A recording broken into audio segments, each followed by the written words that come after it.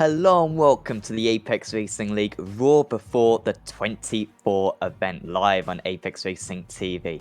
My name is Sam Fitzpatrick, and alongside me for the next 2 hours and 24 minutes will be Marco Barbonet with Sam Kumo on the cameras. And Marco, it was a great disappointment when iRacing announced that this wouldn't take its place on the special events calendar for this year. However, when we saw that happen, we thought, a little bit of an opportunity, and we've mixed up these car classes as well, not the traditional Raw Before the 24 car classes, and we've got a bumper grid for us to enjoy watching for the next couple of hours. Oh yeah, absolutely right, Sam. This is a great field. Awesome to see the big numbers in participation, and I think that we are going to have a fantastic race on our hands with these three very, very different cars running around the historic Daytona racetrack.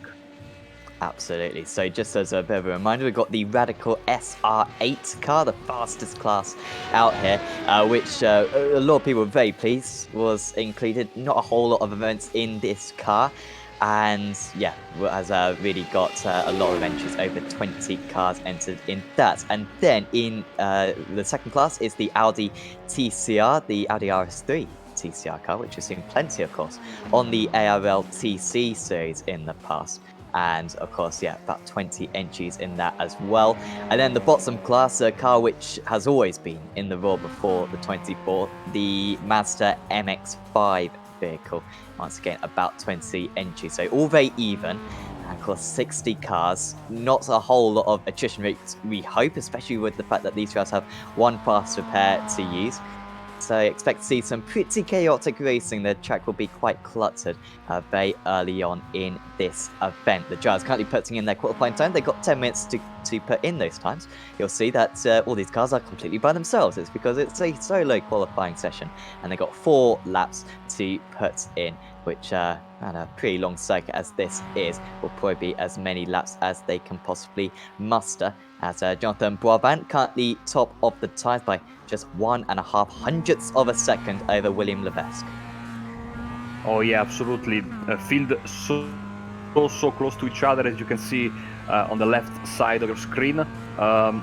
A long race, but also a race where it's going to be important to care about the little details, especially, and I cannot stress it enough, my bogey corner is the third one here at Daytona. It's a very, very, very tough corner when you are alone, and especially in the first lap. We have seen in the past in the ARL multi-class leagues that the drivers are very respectful of each other, as Levesque jumps on the provisional pole of the MX-5s, but still need to be super, super careful, because it only takes one mistake, and if the damage happens in the front of the field, in the radicals, for example, or in the TCRs, it could lead to a very, very big traffic jam when the drivers enter the infield section. Yeah, certainly could be big issues for these drivers. Hopefully they all keep it clean, especially off the start, because rolling starts. They're not that harsh. We won't put them standing start on the banking. Anyone who's tried that in the MX-5 Mazdas around Charlotte, and of course the old version of this track, the 07 Daytona layout, knows how tricky that can be. So the drivers just putting in their times, 2 minutes and 20 seconds to go. Of course, your good friend Marco Alessandro Dalladone currently top of the standings, but Enric Andre, great to see him out there. He's in second place. Also Dan Webster, driver who I've raced a little bit against, and Paul Crabb as well in 5th place. All really competitive drivers, so this Radical field, as all the fields will be, going to be very competitive at the moment. Alessandro, a couple of tenths clear at the top of the standings. Yeah, Alessandro putting in the good work. He told me that he's very, very focused, and more importantly, he's getting ready for the first of 3 races that he's going to race. 4 races, sorry, in Daytona in the next week, because he was going to race today, then tomorrow in the 120 with another driver, which I should not name, former Sebring winner. And then Monday morning in the Majors 2.4 and then of course next Sunday in the 24. So he's going to be hitting this track quite a bit come next Sunday, but certainly a good chance for him to get a good result, as we saw him smack the wall. And this is important, Sam, because we have, I think, the most fragile car in iRacing and the most resistant car in iRacing in the same field, the Radical and the TCR. Yeah, the TCR absolute brick. I think I'm not sure if I crashed at Spa. I did actually crash at Spa through Lecombe the other day in the ARL TC series, and yeah, barely a scratch. It didn't make any difference to the car whatsoever. It still looks very nice afterwards. So it is mega strong. The Radical, meanwhile, as you say, Marco, extremely fragile. It is realistic, to be fair. It's just very. It's made of straws, is that car, and yeah, very easy to break. So just a little bit of side-by-side contact, and that can be enough to bash in a wheel, and you're not going to go too much further. Thankfully, these drivers do have a faster pair, but even then, in the Radical class, it could be quite tricky. Certainly watch out for that one, undoubtedly. Of course, no fuel restrictions for these drivers. A few different theories popping about in terms of the tyres. We expect the Mazda and the TCR to go quite comfortably for a full tank, but the Radical could have some pretty severe degradation. That's all to come.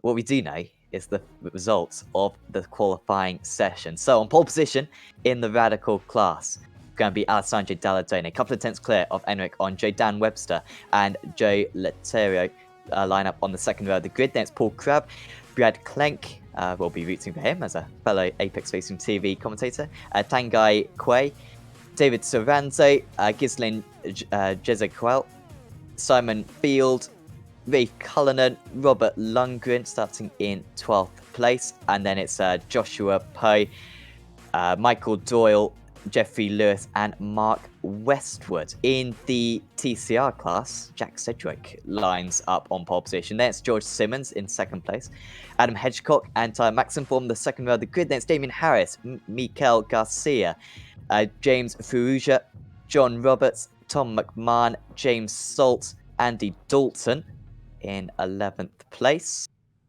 And then Scott Malcolm, Lee Bowden, Sean Gardner, Lachlan Nichols, Christoph Adriano, Eric Shearer, Steve Brown, and Ryan Sharp. In the MX-5s then, William Levesque starts on pole position. Then it's Jonathan Boivin, 2/10 of a second behind. Then it's Justin Brunner, Bruno Fernandez, Tiago Procopio, Barry Marinsky, Dave Carr-Smith, Lloyd Barb, Lucas Derogiski, Derek Holland, Sven Hoylarts, Paul Barbuza, Seb Chevalier, Stefan McCready, Ernie Ludwig, Rob Thiessen, Phil Reagan, and Jean-Michel Sanchez rounding out the field. Hopefully Sanchez will take the start. I'm not sure if he put in a qualifying time. I think he did, actually, to be fair. No, he didn't. Apologies. So hopefully he will take the grid along with a few other drivers. So Marco, of course, this is a bit of a weird event. It's kind of an enduro. It's kind of not an enduro. That's what makes the Roar event so unique. These enduros, I guess, kind of what mentality can you take into this? Do you take it nice and carefully? Because if you do, you can find yourself quite a bit behind in the first half now, so you haven't got too much time to make it all back up again. Okay, so I think that the key factor will be whether you trust yourself and your pace. If you're one of the quick drivers, then by all intents and purposes you need to push hard if you're aiming for the win. There are no two ways around, but if you're not, if I was racing, I would take it easy, because I know that I have zero chances to beat on pace the quickest drivers, but I know that with some careful driving I can 100% be able to pick up the pieces if some of the drivers are more aggressive and get home with a good result. So I think drivers decide now, or maybe they decided it during the week, their strategy for the race based on their pace. Here we go then, Alessandro Dalla Donna on the pole position, lining up behind the Mustang pace car, which will very soon pull into the pits. The Italian has control of the field, and away we go for 2 hours and 25 minutes of racing here at Daytona. And Dardone gets a very comfortable start. Letero already gets him past Webster, so nice start from 4th position. This is where we could potentially see some spins. They're a little bit of 2 wide further back. That's 3 wide even, involving a few cars, and now the track narrows ever so slightly. However, that's good driving from the guys out there. Quay gets ahead of Plank, crucially. Meanwhile, Cedric still leading the way in the TCR class. Maxon gets ahead of Hedgecock, so good start for the 4th place drivers. However, Hedgecock trying to come back straight away, and I think he will be able to make that one quite comfortably. Maxon will have to look behind him. In the Mazdas, I think it's still relatively similar in that class as well, and not too far behind. Trying to go defensive is William Levesque, it seems. However, he's staying ahead of Warvan currently. With a few other drivers just lining up behind that. It's going to be a big slipstream battle. Losing the slipstream, though, is that Mazda dropping down the... I think that might be Fernandez. Fernandez, yeah. Right down, and that is a really disappointing for him. Yeah, Fernandez, I think the only casualty of this first lap, because apart from that, it has been remarkably clean, great driving from everyone. As we move back to the front of the field with 2 of the big names in iRacing, Daledon and Enric Andre, one of the quickest drivers, if you remember also from the Grand Prix Series days. As we have a slow car, is Jusekel with, I think, some damage, and you can see the front right of that car seems to be a bit damaged, and his steering is certainly bent, and he's scrubbing wildly now that we are back on a plain surface here on the backstretch, as Andre takes the lead. The 2 teammates, of course, for Satellite Racing, especially running together, even though they have different liveries. I've been told by Alessandro that this livery is a tribute to his real-life hero, the astrophysicist Neil deGrasse Tyson.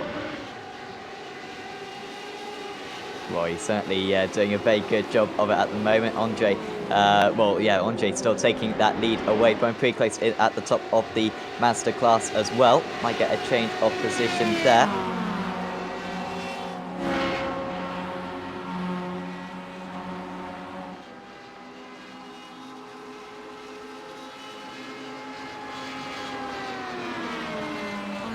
Has already Mark Westwood making his way past these guys, seemingly starting right from the back of the field was Westwood, so having to make a few overtakes on the Mazda straight away. Levesque still leading the way in the Mazda class, but top 4 extremely close to one another.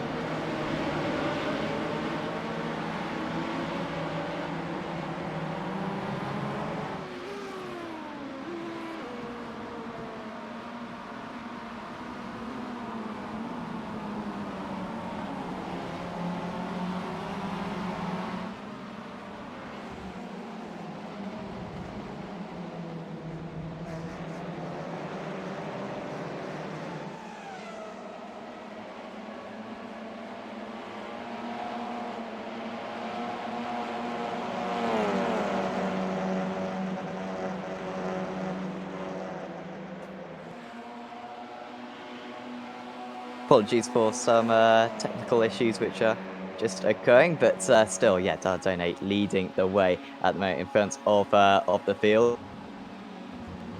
Yes, as we enter into the past stop chicane, you can see how still all together the TCR field is, as of course this is what we were expecting in this race. Side by side, you can see on the right side a very, very colorful boosted livery, as they almost go 3 wide with the Evo SR car, and maybe a bit too early to go 3 wide, but we won't complain.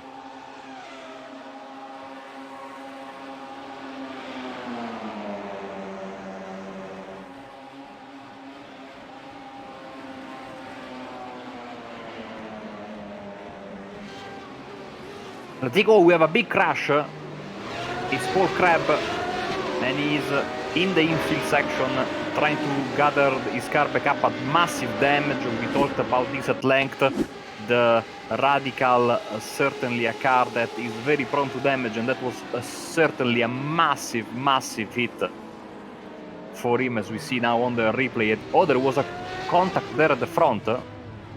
Other cars were involved. Oh, that was multiple cars. That was certainly a big hit for several of the cars. And now This breaks up the radical field massively after just a few laps of the race.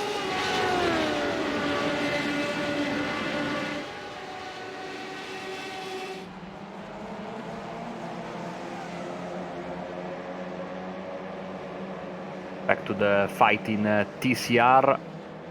Adam Hedgecock on your screens right now. Like I said, still very, very close between the team. I think also Henrik Andregot was involved in that crash.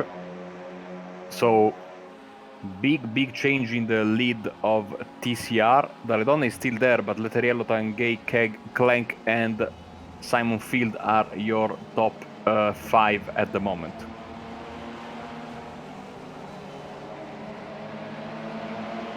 We have a slowdown. No, it's still Paul Crabb. Apologies.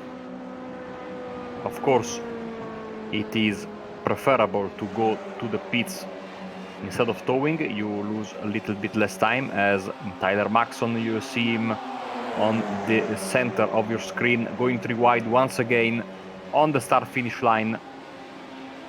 Fantastic fight in TCR.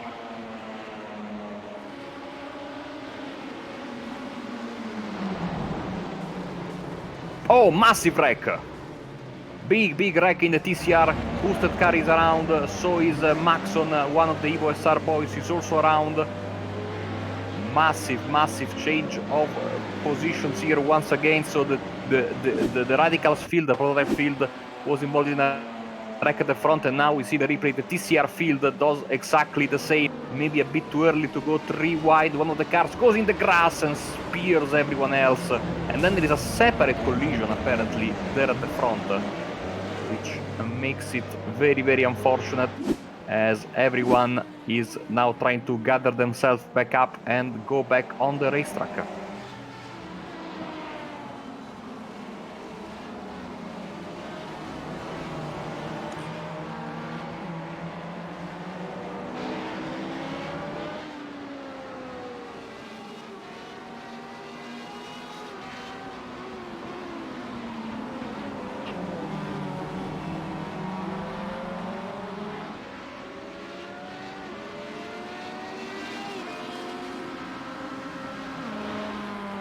Jonathan Boivin on your screens right now,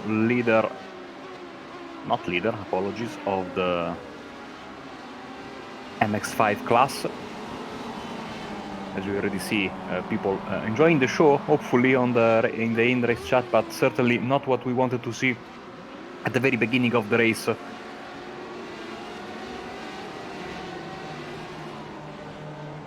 Justin Brunner following him closely. This is of course, you see in front of these guys, it's William Levesque, which is the leader right now in the MX-5 class, as the first Radicals are coming to pass these guys, as Tom McMahon is in the pits, involved in the mess in the front of the TCR field just 1 lap ago. Bradley Clank P4 in the P3 overall, temporarily P4 because of the towing of Tom McMahon.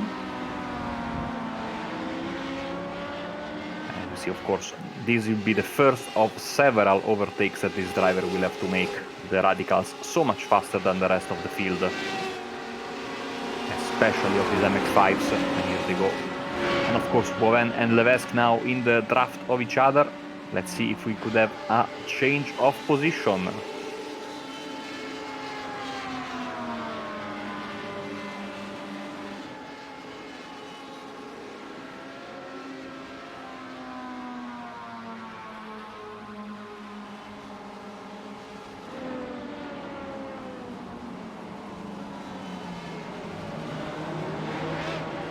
Tires are squealing as they head for the first corner. So Boivin takes the lead in front of his fellow Canadian.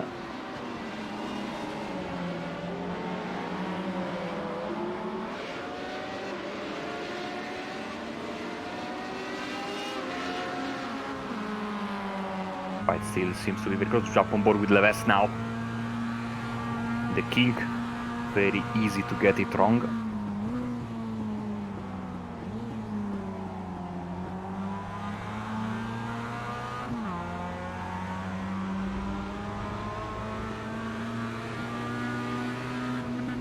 The Radical goes past the dive from Levesque. One of the more experienced drivers in iRacing. He has been, if I'm not mistaken, subscribed to the service since the very first months, or in certainly the first couple of years of his existence. Ever-present presence in the forums. As we say hello to Alvio Lampis in the race chat. Hopefully you are here to enjoy the show and have brought some snacks with you, because this is going to be a long one. Another one of the Radicals goes past in the Sanoco livery, and this MX fight keeps be very, very close as we switch to our friends in the TCR classes. We have a big bump there on the back of one of the Evo SR cars, and Mikel Garcia is off the racing surface, going for a little bit of a ride in the grass, and losing many positions is the driver from the Basque countries.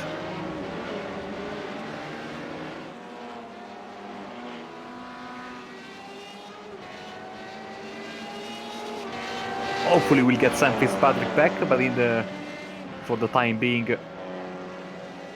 we'll keep on going, as the first 12 minutes of the race are about to finish. Great fight here, Farrugia with James Salt, with Andy Dalton, and now here comes James Salt on the outside, using the move of his teammate to drive around the beautifully levered Shell Audi RS3, and hoping to complete the move, but it's a long way. Long way from now until the first corner. I hear something in the background. In behind. Sam is unfortunately cutting in and out. Now I want to say that I was watching a broadcast of an event here in Daytona last night on another channel, and they had the same issues that we are having right now. So apparently something in the racing code is not working 100% right, because there were massive problems with blinking cars left and right. Situation seems to be getting better and better, so hopefully we will get Sam back very soon, as we have Brad Clank, our Apex Racing TV colleague, around. Let's see what happened to him. So easy to spin the Radical when you put on the power too early. Luckily for him, no damage, but now he will have to lap all of these TCR cars once again, which is not ideal, of course, especially when you're trying to go and win the race, because he was sitting in 3rd place and now dropped down to 5th, with David Soranzo very close to him.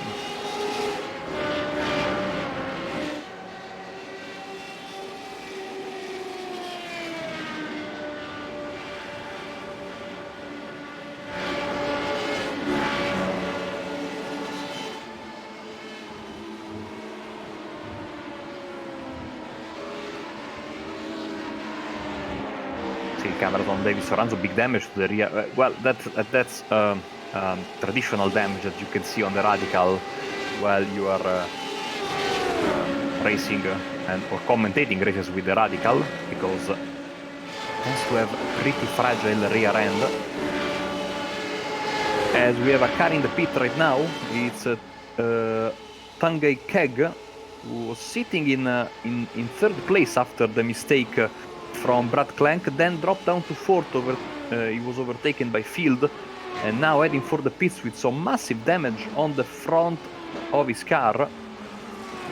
And here he comes, getting that fast repair done, as you can see. But also, maybe he forgot to change his tires, because he will lose a boatload of time, which is less than ideal, of course.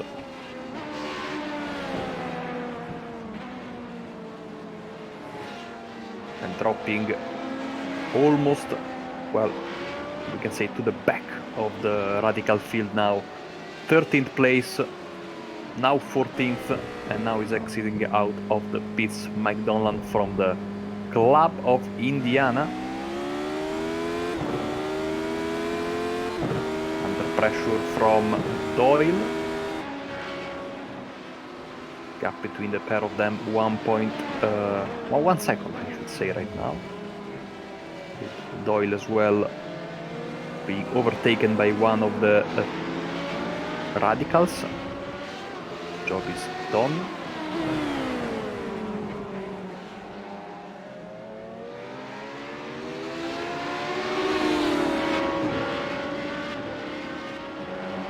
Still side by side between Doyle and Dolan.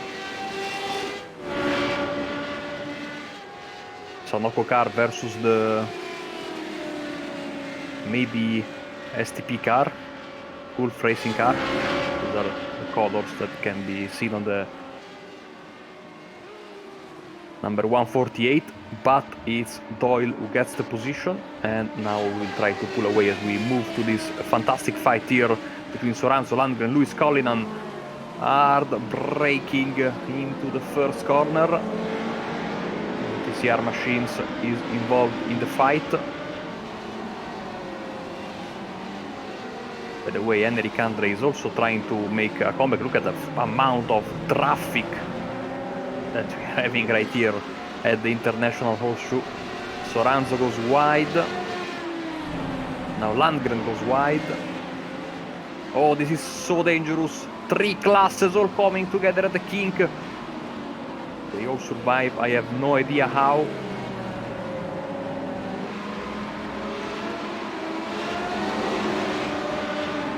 Now, of course, they will have the Western Horseshoe, where they've already been. And back to NASCAR 1 and 2. Exciting racing so far in the first 8 minutes or so of the ARL Roar Before the 24. Ralph Cullinan on board with him as we jump straight into the heart of this for 6th place in the radical, slicing and dicing on the backstretch. Absolutely amazing stuff. We see plenty of radicals with that rear end damage I was talking about. Doesn't seem to affect the performance, but of course you want to keep it clean. As now this quartet here has come back to the back end of David Soranzo in P5, so this is effectively a fight for 5th. As you can see on the track purple, there are very few free bits of tarmac for these drivers right now. So, like we were seeing earlier, chaos is to be expected around every corner, and I can only imagine how difficult it is for these drivers to not only have the concentration to fight against each other, but to fight against the traffic and deciding when is the right moment to make the path. And Eric Andre up to 5th now, still on the comeback trail after the crash we saw earlier.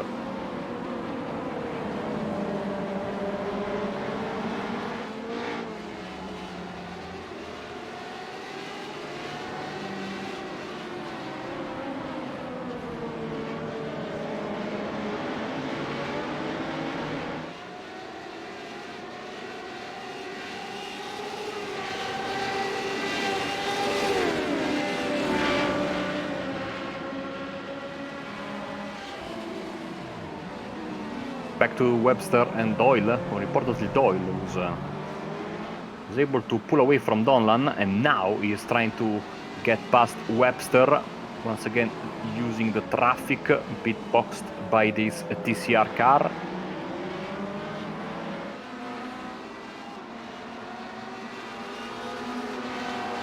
Able to go past.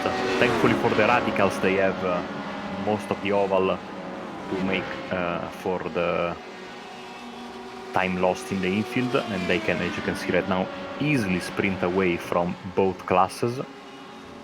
But thanks to the traffic in the infield section, Webster is able to pull away just a bit more from from Doyle, even though now he will have to deal with some traffic as well. He should be able to go past the cars he has in front of him here on the tri-oval.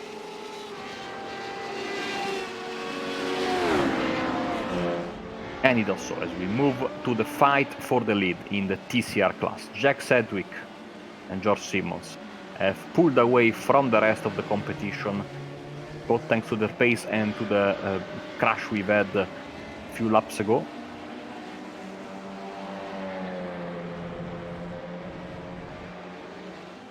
Now they are all alone, pulled away from Harris, Salt, Maxon, and the rest of them.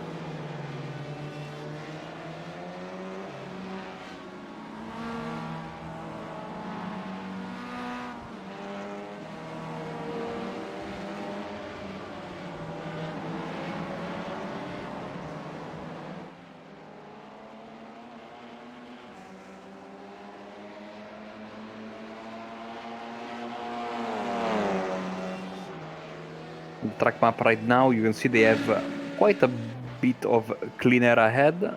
Damien Harris in third for Mutant Racing. He was, I would say, the catalyst. As I hear another voice in the background.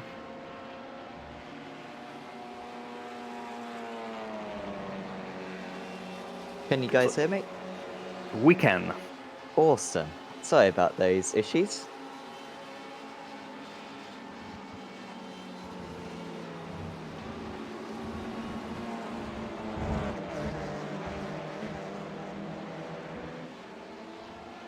And now we can't hear you again, Sam, unfortunately. Hopefully people are able to hear me. And, otherwise I'm talking on my own, which is not a good thing. But Tyler Maxon right now on your cameras. We cannot hear Sam, confirmed by our cameraman. Solve themselves. But he cannot hear us as well, probably, because I can hear him talking in the background. As we move back to Sedgwick and Simmons, as I don't know if it's smart for Simmons. I mean, Simmons is holding his car there in that position, and which is a reasonable thing to do. No need to risk it, especially this early in the race, as we are about to have a four-way fight for third place, because Salt, Maxon, and Dalton are coming back at Harris in third place.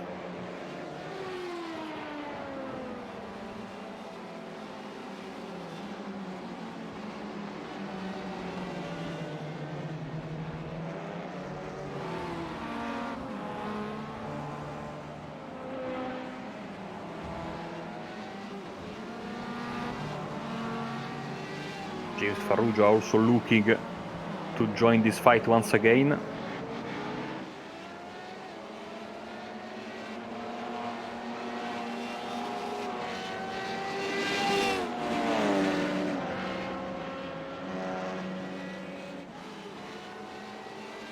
And oh, the leader in the MX-5, William Levesque. Where is he? He's here, okay. Oh man, I thought... I'm so used to red being the color of the crash that I saw his number in red. And I thought he had an issue. But no, he's still very close to his teammate, his fellow countryman Boven and Brunner. Brunner moving on to the outside.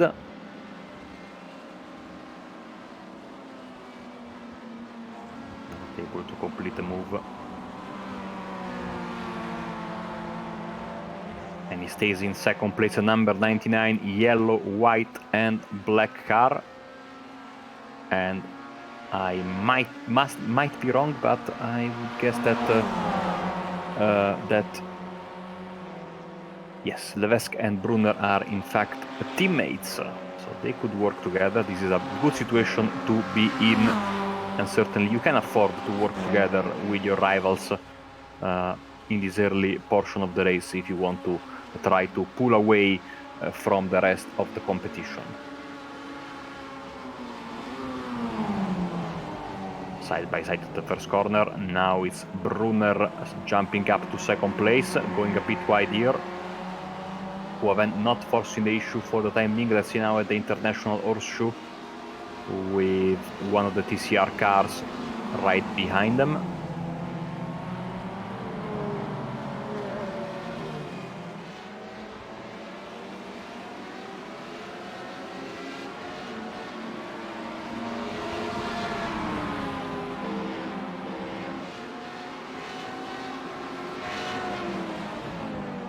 This here car goes by, and also we see a bunch of radicals, including the leader, Dalle Donne.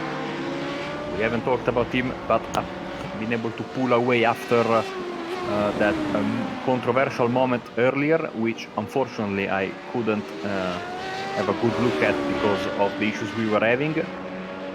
But the end result is that he's in first and Andre is in fifth. So certainly enjoying a good lead. Joe Letteriello for Simiclub Inex Racing is in second, is 10 seconds behind almost, and then in front of Field. Clank, oh, contact, and around goes Landgren in a precarious position. Just as the cars are about to enter NASCAR 1 and 2, the boosted driver, thankfully, everyone managed to avoid him. Let's get a replay of that. Samuel Kumo already on the spot, 3 wide there with on the MX-5s, and then Landgren, oh, the white car turned into him. It's very, very easy to lose track of your rivals when you go to a 3 wide move. You are so wide, and there is a car in the middle between you and the guy you are trying to pass, and all of a sudden you make the corner and you forget that there is a car there. So I think that is what happened, as Landgren, of course, already pushing hard to go back to the rest of the Radical group.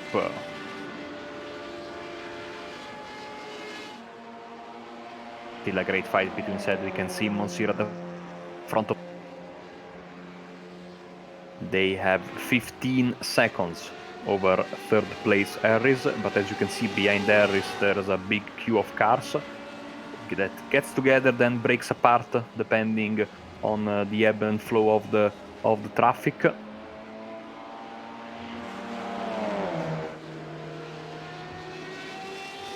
Yeah, you'd think Simmons would be in the prime position, saving all that fuel, just sitting behind his, sitting behind as well, might be able to go a couple of laps further in this first stint. I think it's a good idea, Sam, and hopefully now you can hear me again. Yes, I think I can hear you. Hopefully this sustains a little bit longer this time. Salt and Harris then, one after the other. There must be something with the track, because like I was saying earlier, watching a broadcast of another broadcaster last night here from Daytona with 3 different cars, they had the same issues that we are having. So I don't know what has been happening, but because at times I have a complete blinking effect of all the field, which makes it very hard to commentate on. And that's the exact thing I was seeing last night. Now, of course, Samuli has a beast of a computer, so that is not affecting the stream. I have a little bit of a beast of a computer, which is that's why I can my feed comes and goes. And poor Sam, despite having a new computer, I think, or using his old one. Which computer are you using now, Sam? I am using my current one before I have to move back to uni in a day, and we'll go back to my potato laptop, unfortunately. So I'm making the absolute most of running this at about 8 frames per second. It is very nice whilst it lasts. But yeah, it's a bit strange that Daytona perhaps has this effect. It's got outcome with an off, and well, you lose a lot of time when you go onto the grass there. And he rejoins the circuit, a little bit of an escape road as well. That can cause a bit of damage to the underside of the car. This thing wasn't a tanky, you may well feel it, but instead I'm sure it glances over those few bumps. And Malcolm gets him back underway. Side by side right now for Fernandez. Is he going to be able to hang on to this one ever so close? Don't make contact, guys, this early on in the race. You can see a bit of damage, I think, on Fernandez's car. And he just about moves ahead of Marinsky. So Well, that was very hard earned, and still they are side by side, dipping a wheel onto the gravel, the other one dipping a wheel onto the grass. And you can see if one of these guys runs just a little bit wide, they're going to be overtaken by a whole host of drivers potentially. And in the end, it is Marinsky just dropping back behind then into a second position. Nice delivery on that. Great pace shown by Fernandez because he was spun at the very beginning of the race, and now he's back to P6. As I hear some crashing damage in the back, maybe some contact between these cars. But as you can see on the left side of your screen, the big divide between the top 3 and 4th place, and then 4th place with a massive gap over 5th, and 5th with a massive gap over the rest of a very, very close field, rest of the field in the MX-5s.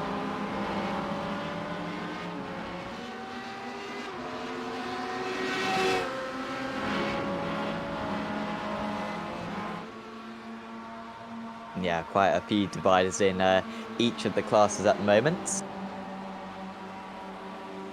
But still not too many retirees so far in this event. Just so you can see who has retired. Rob Thiessen is a couple of laps down at the moment on the race lead.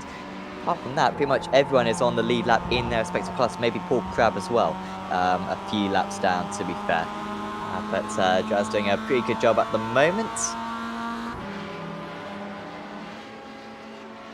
Of course, the dream would be in this Mazda class, these guys say as close as this right to the end, because of course there's such a long run to the start-finish lines. Everyone is experiencing a variety of classes.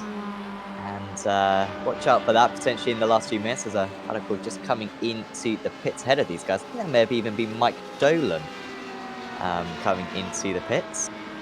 Getting the need to get maybe a new set of tyres on that machine. Once again, side by side between these few drivers.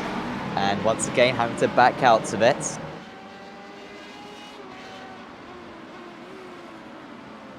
You know, Sam, I don't know in the other classes, but in the MX-5, the trick to winning is coming out second from the chicane on the last lap. Yeah, absolutely. I mean, maybe in the Radical, pretty heavy toe effect that, but I don't think it's as powerful as it used to be. And then the TCR, quite a heavy toe effect as well. But of course, you're putting a lot of trust in your ability to negotiate that bus stop right at the end of the event. If you're going to leave it that late, certainly George Simmons could go for a move like that. But as I was saying before, probably just saving some fuel. And the amount of time he's spent behind the race leader, Jack Sedgwick, so far today really does suggest that he's going to get at least one extra lap of fuel. And you'd expect with that extra lap, he'd be able to overcut his rival. Really don't know how many pit stops these guys are going to make. Probably just the two of them are going to be necessary. So we might see Simmons just lifting out of the throttle. Yeah, just lifting out of the throttle there. Although still getting right into the rev limiter. Not sure if that was, well, that was 6th gear. It's interesting, Marco, that they'd gear their cars quite that way. You'd think they'd have a little bit more available so that they could make some overtakes, but Simmons right in the rev limiter there. You know, I don't know if they can change the gearing on the TCR car, you know, which, let me check, because it's actually the car I picked to get into the session. And I don't think you can. Nope. So you have to deal with it.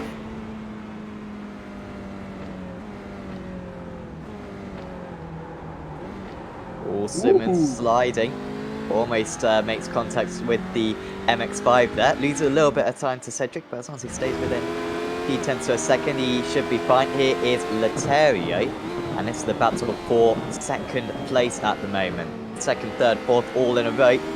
About 8/10 of a second separating the three of them as they are now negotiating the races in the TCR class. Letterio's going to have to go brave there. That was Field going very brave through the kink as well. Don't really want to hesitate too much, otherwise they can very quickly drives ahead. Of course, these guys now 20 seconds behind Alessandro Dalla Donna. I never knew, Marco, that Dalla Donna was quite this good in the Radical, but He's an absolute master of it. Seemingly is a mistake now from field, and Letterier moves up into the podium places. Well, to be fair, his official reasoning for picking the Radical was that it was a fixed setup race, which then turned out it wasn't. So I don't know how much of that is talent and how much of that is, him trying to keep his cards close to his chest, because yesterday he was complaining about not finding a good balance in his car and speeding left and right, but he was able to put it on pole position. Now André is back to second place. Long way to go for the Frenchman.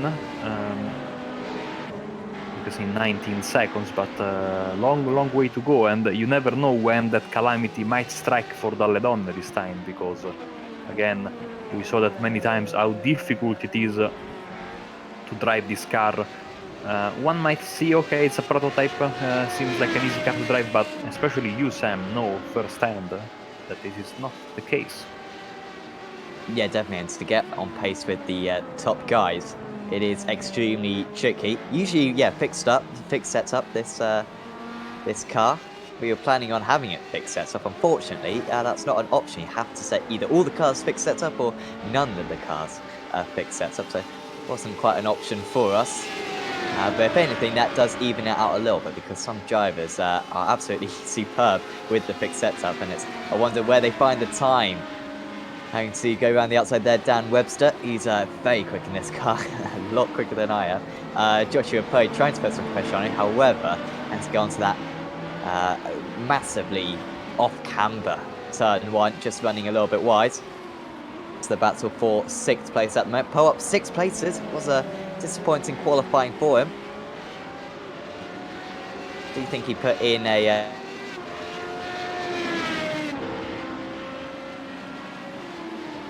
lap? It's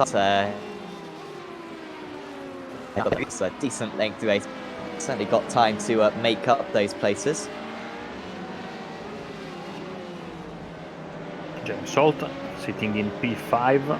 This fight is still going despite, maybe even fueled more by the collision that these guys had a few minutes ago.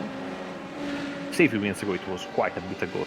And so it's still very close between Dalton, Salt, Maxon, Roberts, but they still haven't got back to Harris in 3rd place.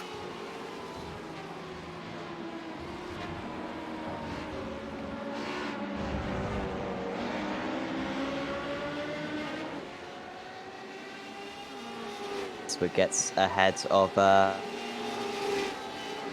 of course still moving through. Do we know what happened to Westwood at the start? Or did he just start from the pits?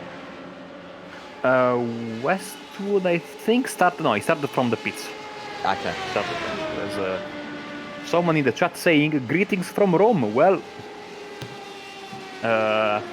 beautiful that a fellow citizen of Rome is watching, and I swear he is not one of my parents, not one of my family. Do you call yourselves Romans? Of course. Okay. What should we call ourselves? No, when I think of Romans, I don't think of you, Mark. Okay. And yeah, because we call them ancient Romans. Oh, okay. The other guys. Also, I was this is apologies, not too much on topic on this Raw event. However, I think I was watching some Attenborough the other day.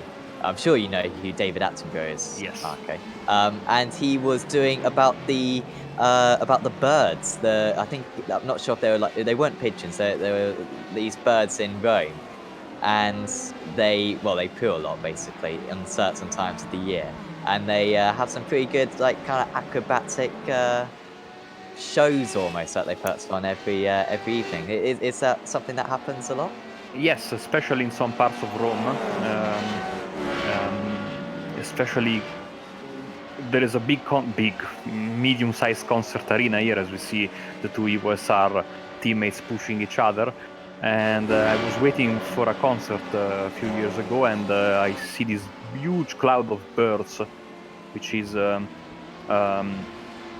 both enthralling and hypnotic because the way they move, they create this shape, and also terrifying because, as you know, there could be a heavy bombardment coming at any moment. But yeah, it's a typical bird of the city. I don't know the English name for the bird, but yeah, it's true. Jonathan Boivin, by the way, I think he's just taken the lead in the Mazda class, the car number 99. Because if anyone's noticed, all the Mazdas have a 3, all the TCRs A2, and all the Radicals A1. Fortunately, Boivin, he joined the league pretty late, so Aaron did it very late last night. He still wasn't part of the league. Yeah, he did jump in at the last moment, so apologies that his number isn't quite right. Here we go, 3 by 3. Oh, wow, the Radical's gone down the inside, and well, I thought he may have even made that. It's a miracle that he didn't make contact with anyone. He's doing a different to be honest, Paul Crab, that was eventually, and he just didn't. I don't know if he didn't realise that the Mazda was alongside him, but it was there for a while. And by the spotter, fortunately for him, that's on the side pod. One of the stronger parts of that Radical car. That's how it happened. I think, to be fair, this first one, he's just trying to get out of the way and not make contact with anyone. Yeah, but the second one, again, it's alongside him. It seems like he almost lost the car for a bit there.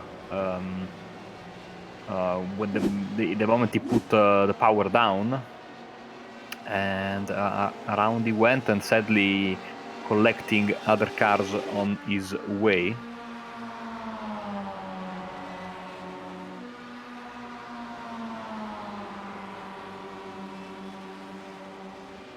So back to live pictures now. It's Boivin. Now, of course, these three guys have been trading the lead several times, but now it's the two teammates of Levesque and Brunner following the number 99, the rogue number 99, like you were saying. Now the Radical goes past as we are about to enter the first 45 minutes of this race, so the hour mark edging closer and closer here in Daytona International Speedway. Paul Crab, by the way, coming into the pits after that collision. Not sure if that's purely down to pairs. I assume the Radicals will be one of the first classes to pit. However, they're never in any endurance events, so we are quite in the blind when it comes to that. So it could really be any time from here to potentially an hour into the race. They have about 80 litres of fuel that they can put in, but they are pretty rapid.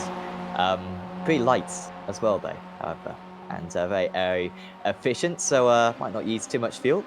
Derek Holland, fantastic livery on that, I must say. Oh, that beautiful. Looks very matte, I would say. That is the livery of the race, in my opinion. Beautiful car. Almost Lotus inspired with the black and gold. Doesn't really look like a Lotus. I just love the matte black on that. It really is something to behold. Fortunately, you don't get points for that. We have had series, of course, in the past where you get points for the best livery. Not sure if the Dinners with Racers had a competition like that. But also, I think the Europe 8 Supercar Series has had little competitions like that as well with the best livery for one race of the season. But no, that would certainly be up there. I love the contrast between the matte black and the slightly metallic yellow, and also Loic Barb is sporting a nice half and half livery, matte black and metallic silver in the front. Gotta love these liveries. I thank you, iRacing, because I've been playing around a bit too much. I have a livery for tomorrow's BMW 120, which is so bad that is so good. It is, of course, completely chrome, as we have Dalton in the pits, and he's been magically elevated from the ground by his Phantom pit crew. So he is changing tires. Do we know if you have to take the tires separately in this car? I don't know, because I never tried. We should be knowing this, both me and you, by the way. because we did a 7-hour endurance race with these cars less than a month ago. But I don't remember it, and apparently you don't remember either. So I we didn't are remember this race. What race was this? the Sim Racers World Enduro. There Of were TCR cars course. involved. Wow, that We are is terrible at our job. that's my memory as well gone. Oh dear. Of course, you can still sign up to that series via the Sim Racers World websites. Endurance events next round at this track. At this track, yeah. In fact, yeah, at night. Oh, beautiful. My computer is going to love it. You see, I always thought that night was better because you can see less stuff, but I've heard that the stuff is still there, and so it's even worse. Adam Edgecock sitting in P8. Boosted Motorsports number 213, and he's been put under some pressure by the ever-present Scott Malcolm for Team Mad, one of the staples of any broadcast.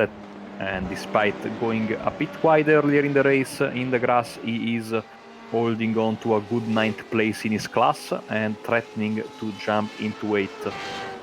The draft, Sam, not very strong in these TCR cars, I'd say. Certainly the car with the less prominent draft of the grid today.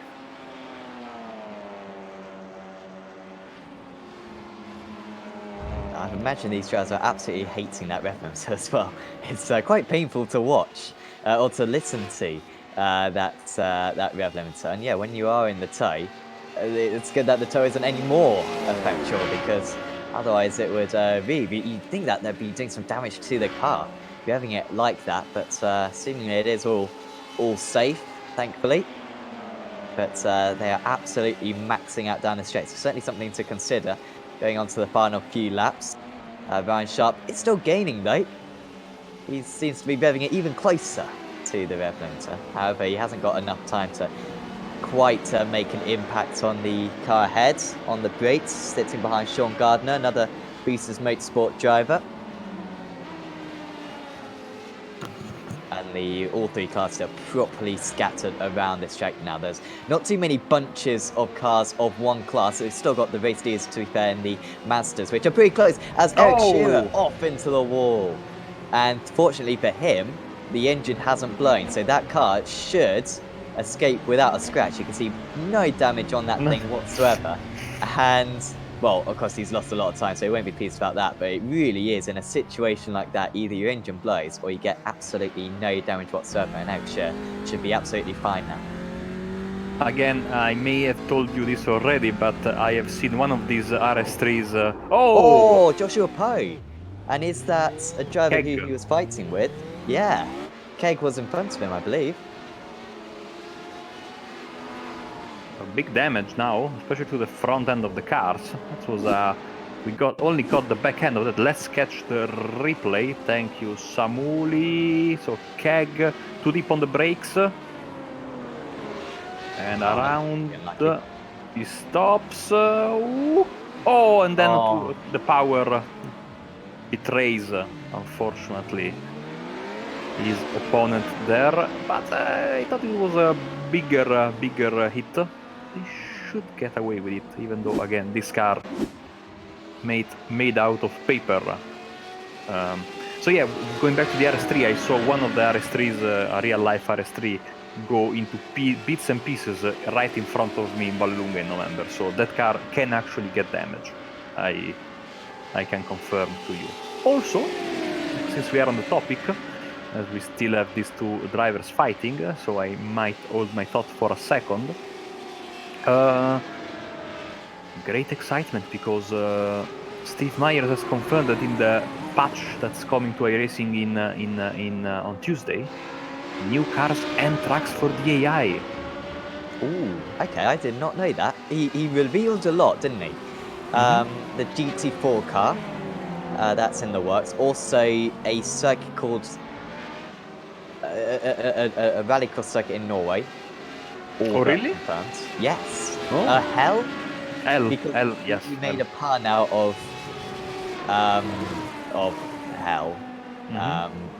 Yeah, we're releasing one hell of a circuit with hell in capital letters. Also, a lot of rumors about. He posted, "We have lost track of him," when asked about another staff member at iRacing. Does that mean that they're scanning a circuit, perhaps, where they are at? I think they're at the Autosport show, aren't they? Yeah. So lots of rumors, a lot of rumors. And we have another thing that he said. They are aiming for a NASCAR AI release on the days preceding the Daytona 500. But that's still up in the air. So, by the way, for third place, we have Cullinan battling Dan Webster. And it is Cullinan who gets ahead. I believe that is a move he's just made. However, Webster coming back and blocks him in. So, nice driving there from Dan Webster to retaliate straight away. Apologies for fourth position this battle for. So I think that's actually Webster getting past Cullinan then. Cullinan initially defending. You can see how much time he's lost immediately as the Irishman. Got a few seconds now to catch up. He's lost the toe crucially as well in his rival. Speaking of Daytona, there is at least one driver in this field who is lucky enough to go to the 500 race this year, and I'm so jealous, but he's our race leader, as we have a massive plum of smoke here as they go back to NASCAR 1 and 2. So I'm hoping for a long list of things that I asked him to bring back to me when he comes back from the 500. So lucky him, as he goes past one of the MX-5 cars that I don't know is still leading. Still, as you can see on the right side of your screen, super busy track. There is hardly a centimeter left. Maybe the trioval now is a bit free, but apart from that, this is a perfect training for the 24-hour race, Sam, because that is, I think, one of those races where you are always dealing with traffic, given that the track is so short and so quick a lap around here. So it's great. I mean, I have to say that I was not expecting these classes that you picked, but it's a great choice nonetheless. Especially the Radical is adding a little bit of a prototype challenge vibe to this race. Yeah, I think the real life Roar Before the 24 this year, or whatever they call that, I don't think they necessarily call it that, but I think that's an all LMP3 class. I'm not 100% sure. I certainly saw something about that. So I kind of thought, yeah, have the Radical in there. Did not expect many entries, to be honest, in it, but even then, you know, prototype classes in all kinds of motorsport tend to have a little bit lower entry, so even if we just had the 10 of them, that wouldn't be too bad. But about 15 of them out there today, and yeah, very tricky to deal with for the other classes as well. Just shows how far Daytona is ahead. When we cut back to third place Manjo Leturo, who's 27 seconds behind, and yeah, quite a gap back to him at the moment visually on the circuit. Pretty much matching the times of the race here, though. Second, third, but that could be the traffic as Vic Cullinan into the pits. Are maybe these Radical? I think he towed because he dropped very quickly. Let's see what Samuli has in store for us. Number 132 Lowe's livery makes contact with the black and gold MX-5, and with big damage. I mean, crabbing wildly, as you can see, and he elects to tow because that car is going nowhere. As you can see, thankfully holds on the brakes and stays on the upper side of the track. So to explain, to clarify the Roar Before the 24, it is actually the mandatory BOP test before the 24-hour race. So all the participants of the Daytona 24 are required to take part in this basically collective test, where the organizers gather data, because of course, being the first race of the season in the IMSA calendar, there is no way to make the BOP, before the race without having, especially because there are some new cars every year. For example, we have the beautiful Corvette C8R. I mean, I am not a Corvette fan by any stretch of the imagination, but that car is amazing. And yeah, that's on my wish list for iRacing very soon. The race you watched is the Prototype Challenge race, which is a support category together with the IMSA Michelin Pilot Challenge that we have in iRacing with the Audi RS3 and coming soon with the GT4 car. And they decided to do it instead of the weekend of the Daytona 24. It's been a couple of years that they've done that on the weekend of the Roar Before the 24 to give the fans who attend not just a test but also a race to watch. So that is the mystery explained. But in iRacing, the Roar has always been a race, and so we kept up with the tradition. It's nice to see, Sam, that the community has jumped forward, because there have been, I can name at least 2, maybe even 3 Roars organized by one by us, but by other people as well. And when iRacing doesn't give you what you want, you go and create it yourself. I remember a couple of years ago, Craig Williams, the mastermind of Craig's Setup Shop, organized costume 6 Hours of the Glen when iRacing didn't schedule, if you remember the race. So it's nice to see that the community. I mean, and it's also nice because for example, yes, we have the BMW 120, but it's not the same, especially because that is a team event, no, and you cannot run it solo. So it's much more difficult even to find 2 people to run a race. It's of course. Oh, dalle donne, what is he doing? Ooh. That's the big question. He seems to be all right. He's the first. Surprised it took him so long to make a mistake, considering how sketchy his practice was. I was, of course, talking to him yesterday. Ooh! Oh, lucky boy. Lucky boy. Wow. Well, that grass.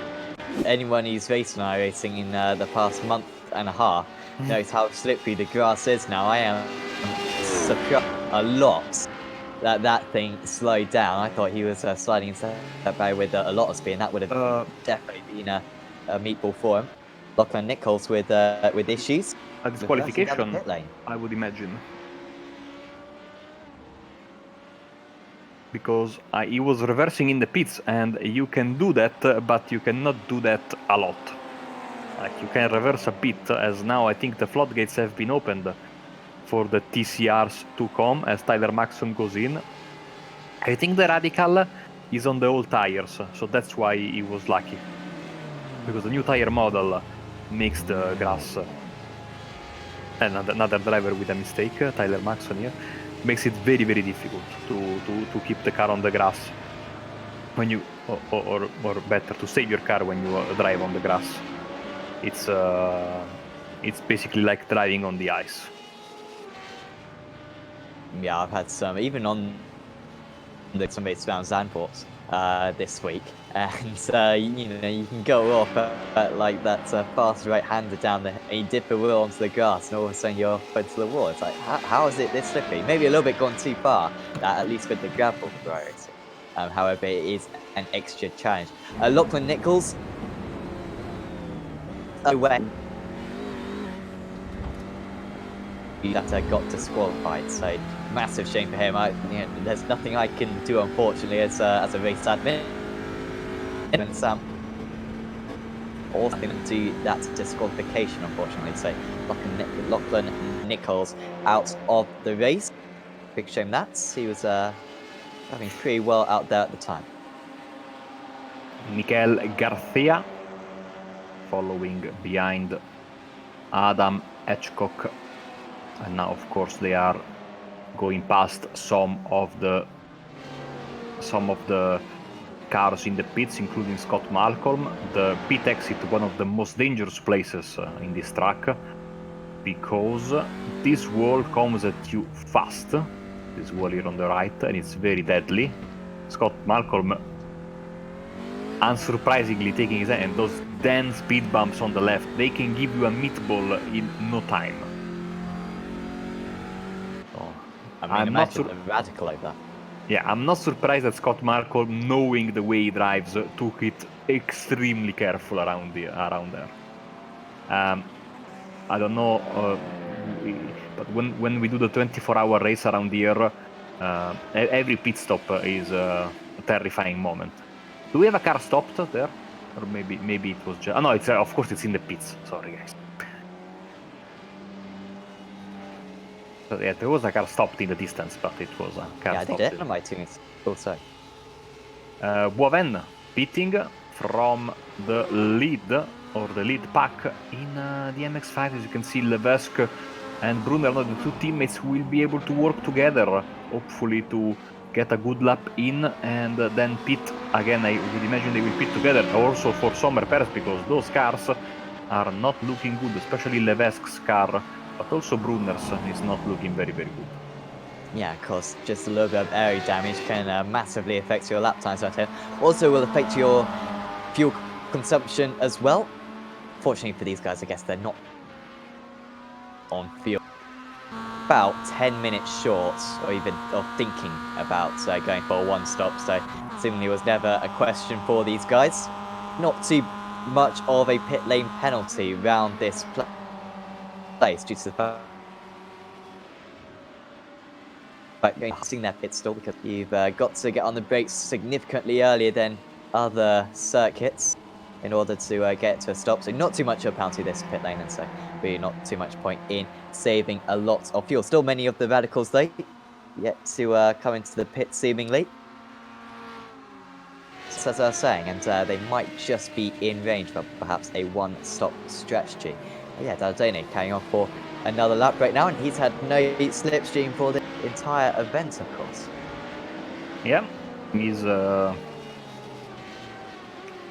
still going strong. Of course, I would imagine, like you're saying, they're trying to push this as much as possible in order to only do the one stop, but of course, if they stop now, they will have to stop again at the 2-hour mark, maybe.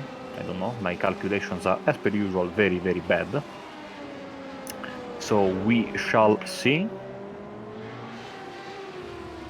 Scott Malcolm, you see in front of him. In 11th.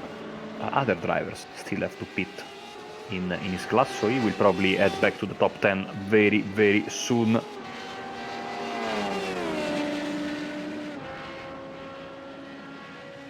Daytona goes past, and you can see right now that I am, of course, wrong, because only Simmons has to pit again in TCR. So, yeah. Scott Malcolm lost then a couple of spots, and he will have to work to get back to the front, and I would expect ART's own George Simmons to pit this time around.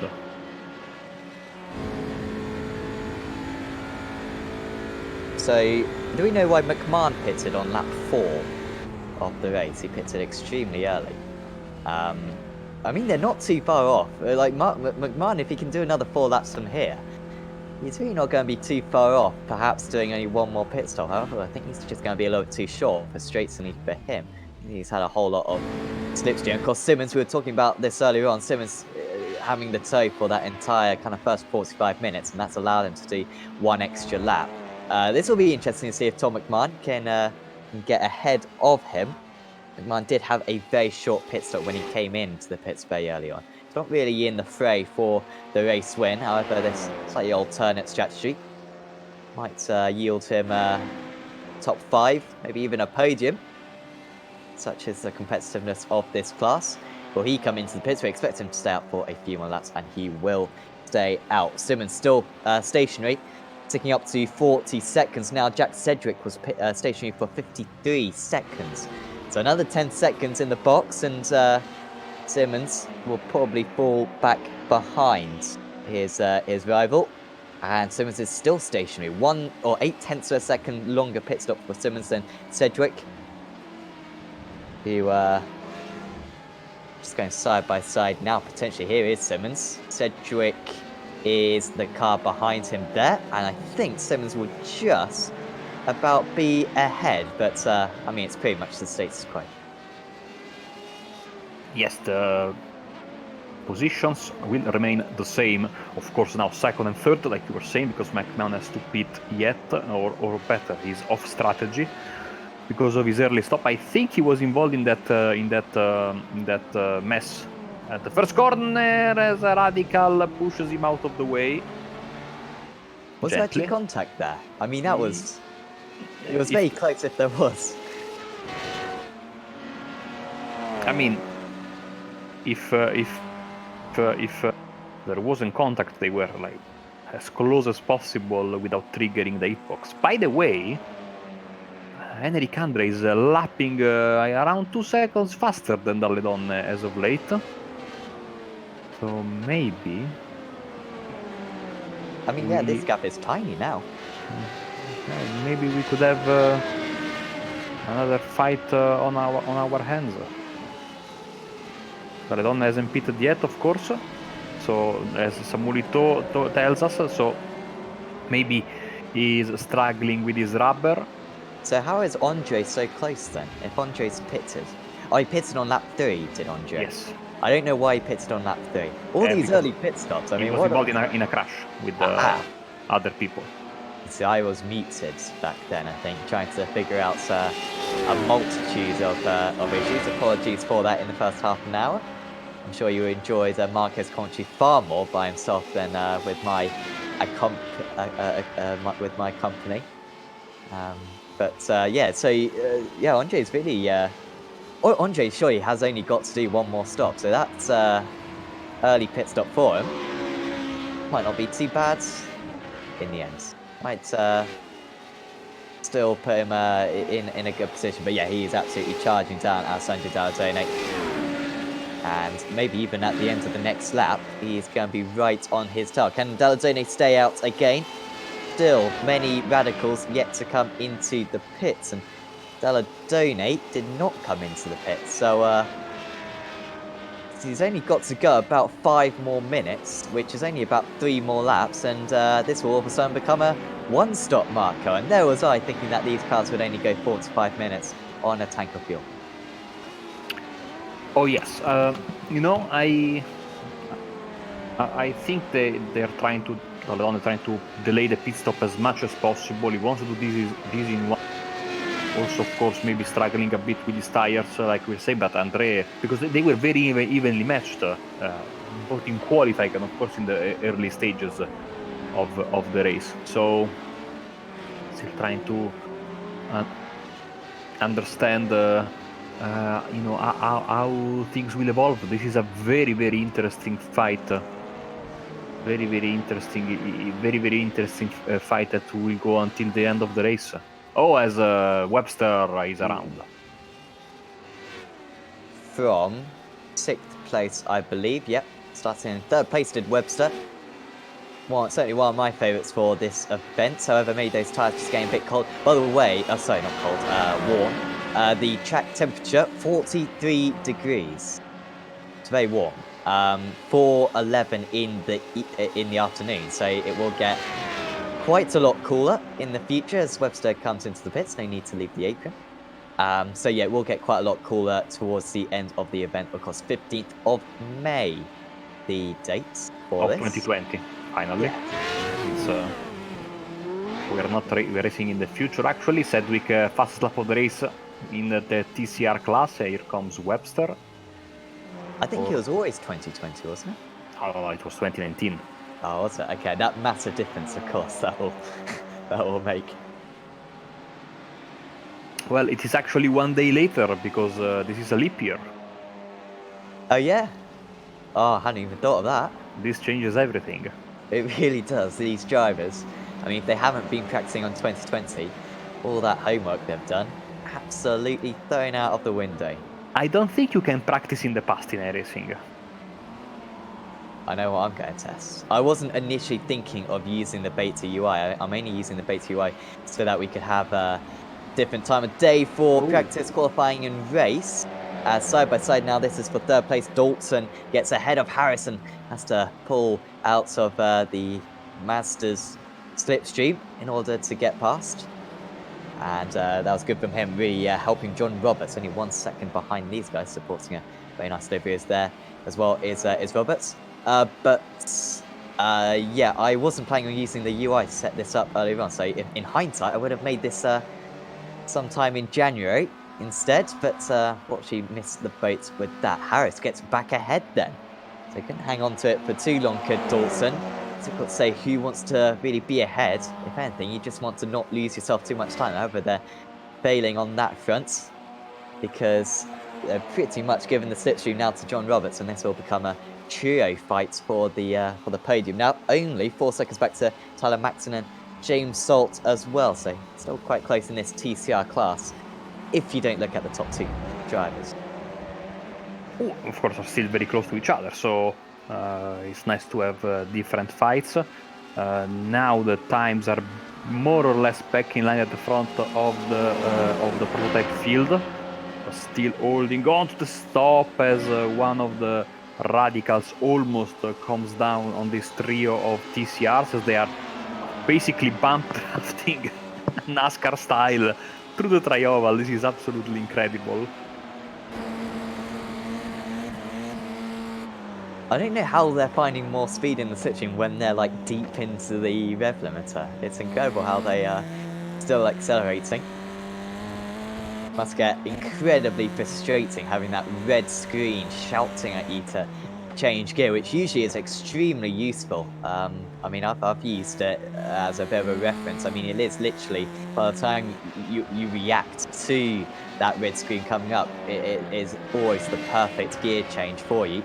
So it's usually very useful, but it's not telling them too much that they don't already know. By the end of these long straights, and Roberts, yeah, absolutely on their tail now. So the radicals are still going. We are an hour and 12 minutes into this race. Oh, look at this. Oh, here comes, oh wow. This will be an awful lap for Daytona. I thought the lead was up at about 4 seconds. Oh, so it's barely anything. Is Daytona come into the pits? He's looking to the inside. He does come into the pit, so he can just about do a 1-stop. Maybe that was why his his lap times dropped, because he was trying to get to this threshold. Because yeah, this 1-stop just gonna be possible for him. 154.3, and that's of course, yes, a bit is because he entered to the pits, but still a very slow lap, like you were saying. No tires. Henrik Andre inherits the lead of the race. Well, he got the lead of the race on track, of course. Can we just go back to Dade? I assume he is going to take tyres, you'd think. I heard that the tyres were going to be quite high degradation for these guys, so I'd be surprised if he's not taking them, especially in these very hot conditions.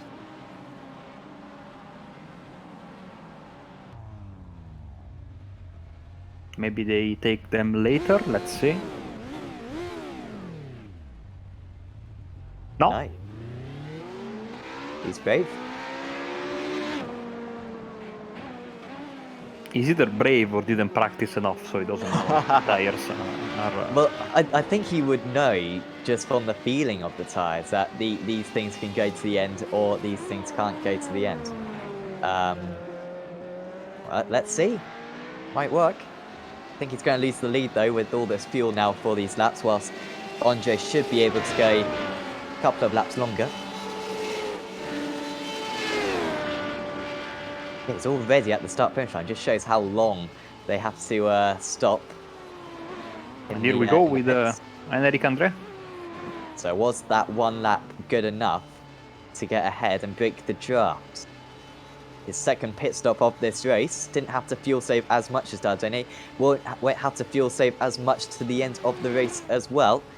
Will he take tyres though, as he Oh, has mistake. to reverse as well? Such a common mistake in this at this track. So correct me if I'm wrong, the Radical has a pit limiter, just like the Yes. Audi, but the MX-5 does not. As Letteriello is your new leader. Field jumps in second. Andre is still fueling the car. You can see on the track map. Here comes Field, past him. For boosted, he will have to stop, of course, later down the line. And here comes Dalle Donne on the start-finish line. Of course, Andre is just at the very end of pit lane. Or pit road, I should say. Here we go. They're gonna be side by side coming out of the pits. I think that Dalle Donne will have the jump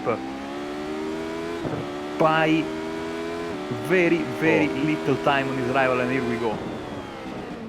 Straight in the traffic and straight in the fight. Crucially for Andre, still well in the tow, so there's no escape for Dalle Donne. So finally, these two drivers are properly on the same piece of time. So Dalle Donne, of course, having the better in-lap than Andre. Actually, Andre had a 3-second longer pit stop. Because of that mistake, I would imagine. Because of the... Good point, yes. So I would assume that they are both on the same strategy, just fuel. I would say no tires. You can see on the right side of the screen the pit strategy time for these drivers. You can see Andre took a 1.1 stop because it was just a fast repair. So he has used his fast repair already, but Dalle Donne hasn't. Well, you'd assume Dalle Donne took it at that pit stop. Unless he hasn't got much confidence in himself and thinks might need this later on. Of course, it is automatically ticked as well, so drivers can often be caught out by that.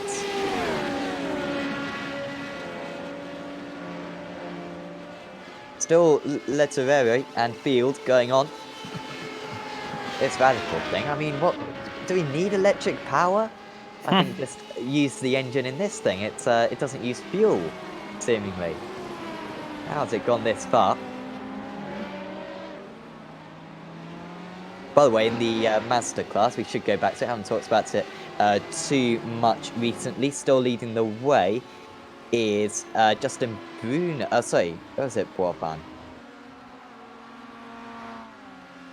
Yeah, I think they still have to pit, both Brunner and Levesque. Yep. So that's why Boivin is still bit behind. So these guys as teammates, I mean, this looks like an easy one stop for them as well. It's a good time to turn to them because Brunner is into the pits, just gets it stopped. So admittedly in the Mazda you have to slow it down far less than the other classes. And who is that just in front as well? Is that Fernandez, sorry. Yes.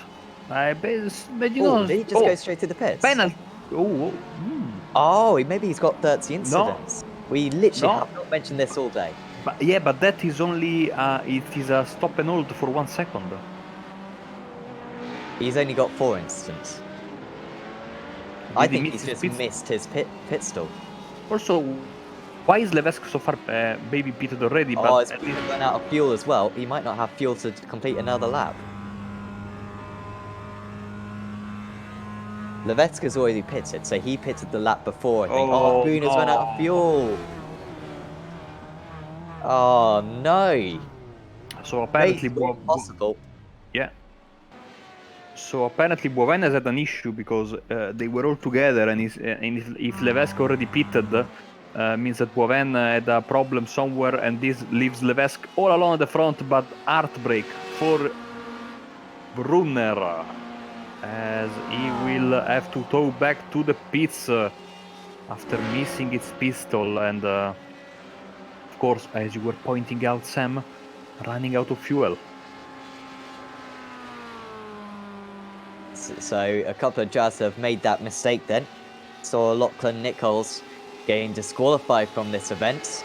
So I think Thiago, Procopio and Fernandez are teammates, of course. That will be confusing. Fortunately, they're not occupying the same piece of circuit at the moment. So Procopio is comfortable second place after running in kind of 4th and 5th on the most part so far in this event. McCready moves up to 3rd place, and then Boavan, who we're not quite sure what happened to. Boavan, did he tow back to the pits? Because I'm seeing a 4-minute pit stop time for him, which seems excessively long. So certainly, any drivers, any sponsors watching this stream, do tell your drivers to have a chat with us after the race. It'd be fascinating to see what happened to them. Mistakes very easy to make in a one-off event such as this. Not a whole lot of practice you can do. You can do as many laps as you like. However, a mistake such as missing a pit stop is pretty much very difficult to prevent. And would be fantastic to have a chat with you guys post-race as, well, haven't really checked in on these two too much because it's pretty much the same. Cedric gets back ahead of Simmons, however, it is just a case of, well, what is this a case of, Marco? I mean, what are we waiting for? Shall we just fast forward this race till the last lap? Because there's no sign of these guys dividing.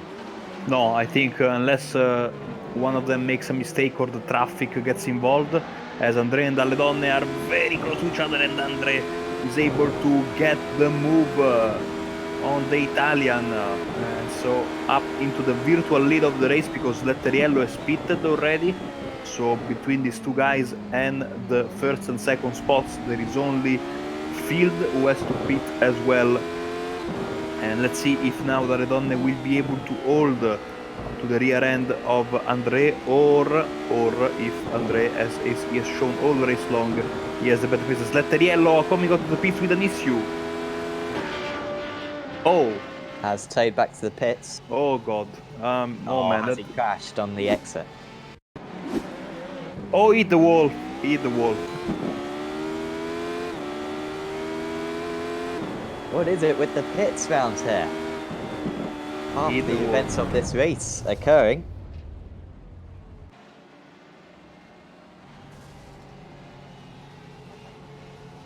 And hopefully he's got his faster pair still to spare. That's why you leave it.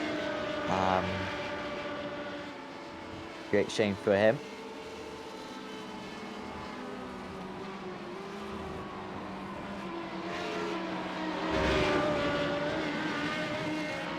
We are seeing, I think, a replay of Andre and Dalledonne slicing in the traffic.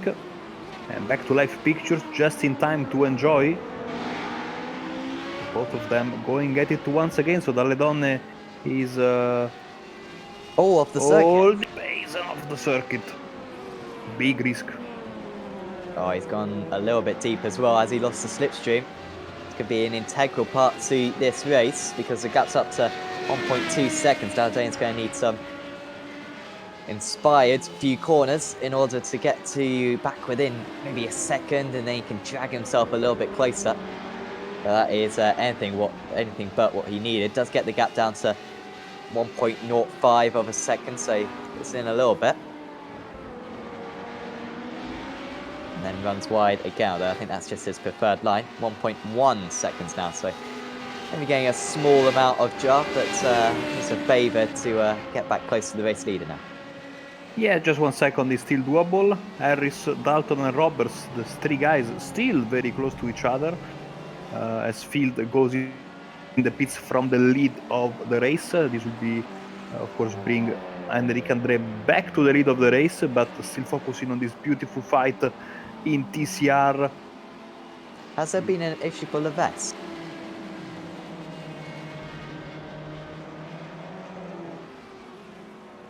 Let's see on the timing. I think he's dropped down, and I'm seeing some complaints by him on the driver chat. So I think William Levesque, who may have even been leading the Mazda class, he is back into the pits, and that's a lot of damage.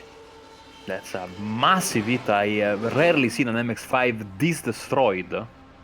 That must have been a pretty significant hit. So the two Simocube Inex Racing drivers, they were fighting for the race win all race long.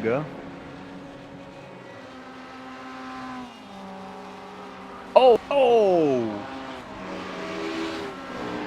That's a massive hit with... can spot the number of that car. And then his engine went.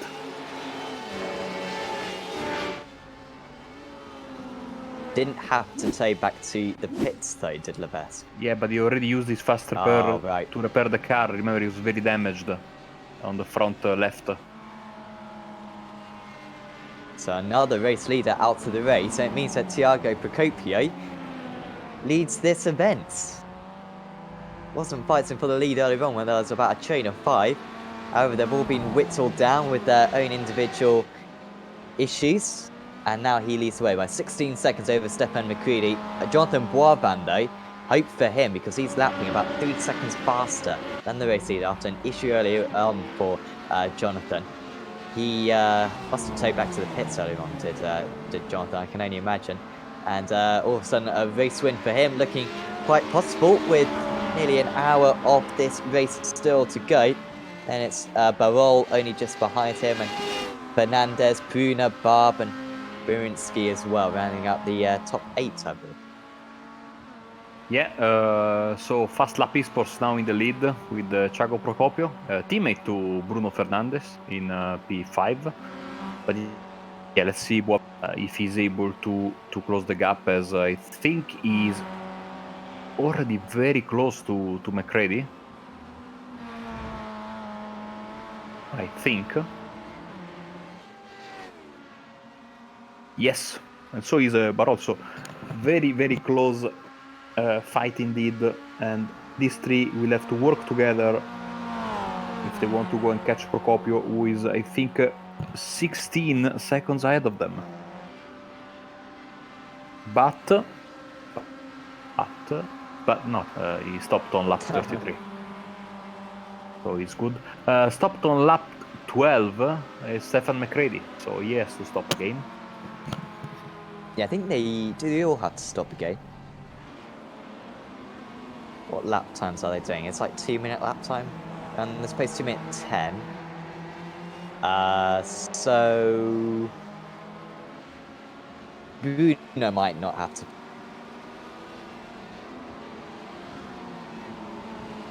Here we go with the Belgian driver on the inside with a great move, sliding, and gets the job done on McCready. Yeah, McCready down into 4th place then, from 2nd to 4th. Didn't seem to put up too much of a fight though, as he now gets overtaken by the TCR car as well. Absolutely massive to those Audis in comparison to these other classes. Going wide is the 279 car, doesn't have the grip to overtake the... Oh! Oh, that could have been close enough. Very tricky this, almost contact. Well, that was quite a meal out of that one, and still having to stand on the brakes in order to overtake.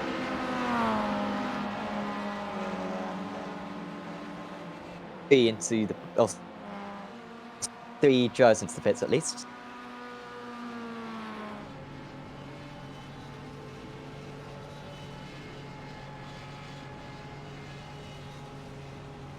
I assume these are scheduled.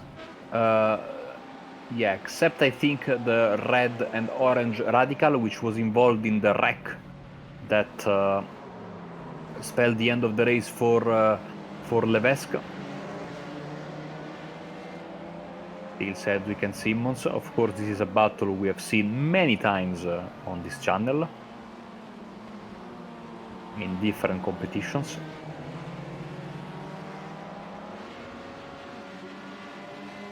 Both in the shade.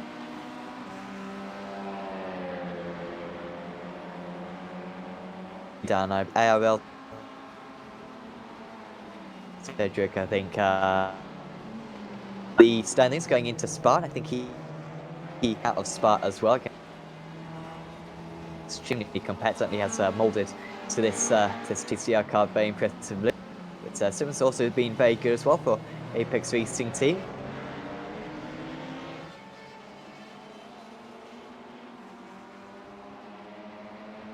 by the way, out in the lead of the Radicals, Andre and Daytona, very close to one another again. So Yeah, about Daytona. 0.3 of a second. Yeah, lapped 7 tenths faster than Andre, probably thanks to a mixture of lap traffic and slipstream. Apologies, now, 2 seconds, Phil. yeah.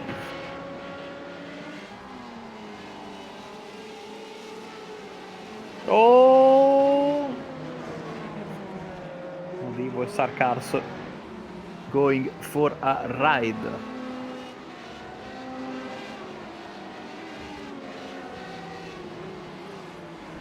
James Salt's on that occasion.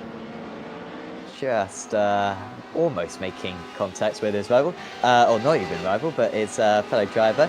Salt running in 7th place, a little bit behind Tyler Maxton. Haven't paid too much attention to this midfield scrap in the TCI car, just because constantly positions are changing here and there. They're always relatively close to one another.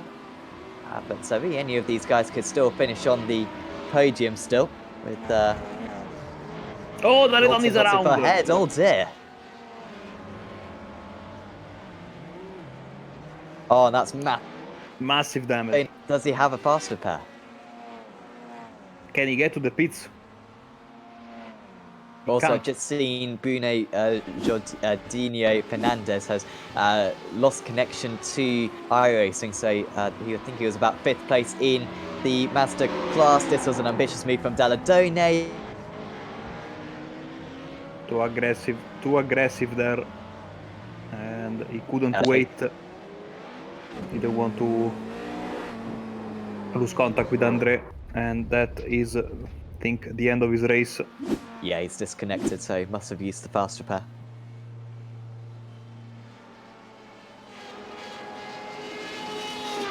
So, the only class where the race leaders are still in the race is the TCR, because both in the prototypes and the Mazdas, we have seen casualties. If you take the lead, there's a good chance you might end out of the race.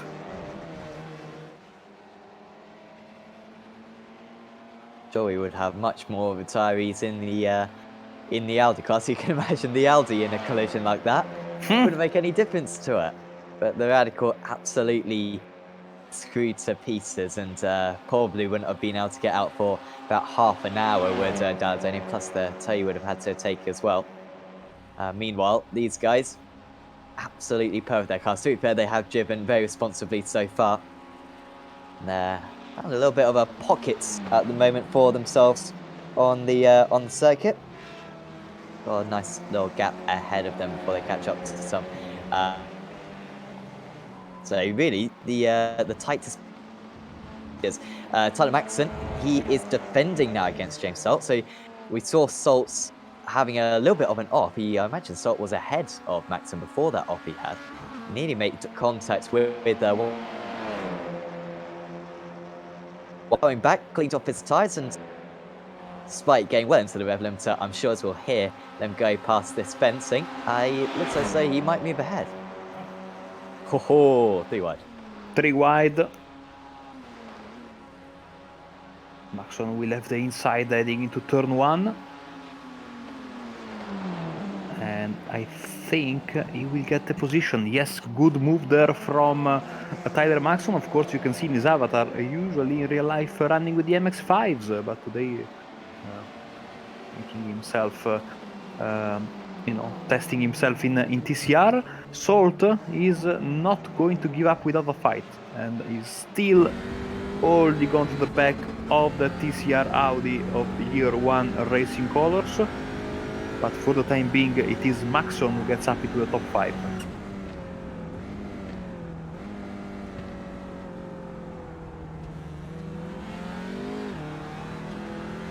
Yeah, Maxon was actually initially signed up for the MX-5 car. However, had a few laps in it, decided that he wasn't too happy with it. So he switched to the TCR, and he's done a very good job in that TCR as well. As we kind of expected him to do so. James Salt's, of course, the championship leader in the Apex Racing League American GT Championship in the GTE category had a very good race at Watkins Glen 1 week ago. I think won that class on both occasions. Here comes Salt. Hesitated a little bit before going to the inside. Make sure he got that inside line. Is Maxon going to defend? Well, didn't really have the option to. Gives way, but it's the way that this track is configured. Got an opportunity to come back now. But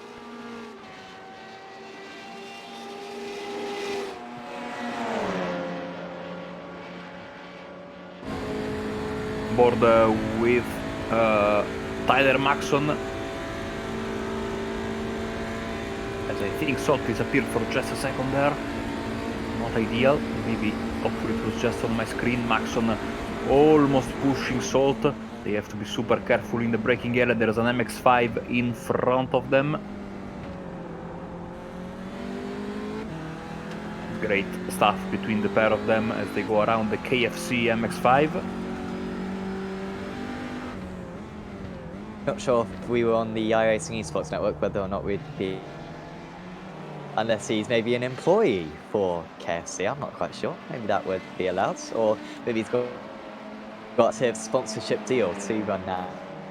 Like, okay, but with all the rules and regulations, probably not going to be allowed. Year 1, but do we know what year 1 is? Is that a product? I think that is just a team. It's the flip-flops, the costume flip-flops. Ah, is it? Okay. Oh! And he's going to hit Salt as well. Oh, Salt's hung on to it. Well, that could have been a lot worse for all 3 of those cars.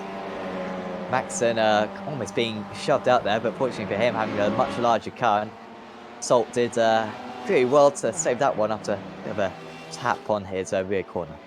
Front-wheel drive coming to the rescue of the TCR guys, and to an extent to everyone that was in the pit of tarmac, because that could have been a big mess. So things remain the same between Salt and Maxon, 5th and 6th. As we move here to Farrugia, and Malcolm moves back into the top 10 and threatening to jump into 9th place.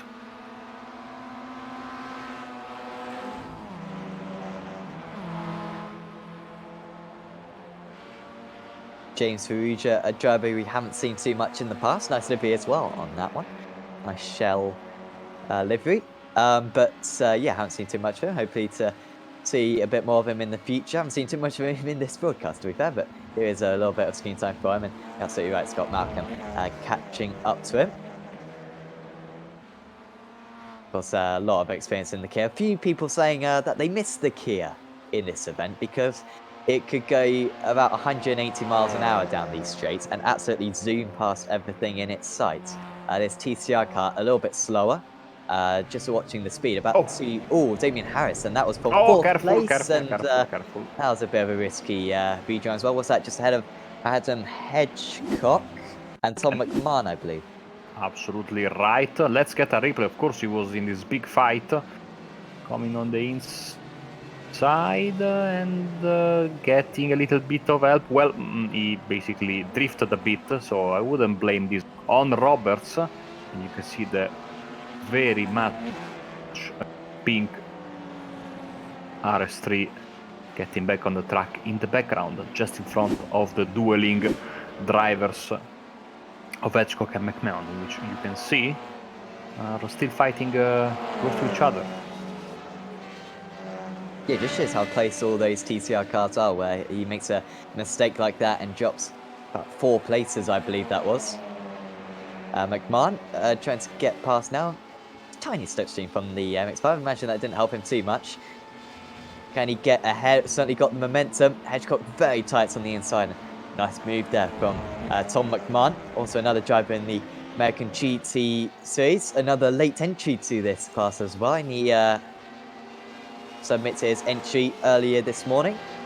And so pretty impressive that he's been able to get onto the pace as quickly as he has done. And that means that he's up into 6th place. And Eric Andre slicing and dicing through the traffic. Oh, in the wall! And that's it for his race. He has already Incredible. taken his fast repair. Well, that's the question. No, he had. Oh, yeah, of course he did, yeah. In the beginning of the race. Well. I mean, you could... I was wondering why we were watching that replay, and then I saw that car off the circuit, and I was thinking, nah, that's not going to happen. It happened. Absolutely skating across. That's the slipperiness of the grass. Not too much that Mazda could do. Not sure who it was. And anyway, Conjay will get this thing back into the pits, but he's going to be stuck in the pits for a while. Credit to him for getting to the pits, but that's pretty much going to be the end of his day. Also, Joe Letterero is out of the race. I think we saw his crash a while ago. Oh, out of the pits. Man.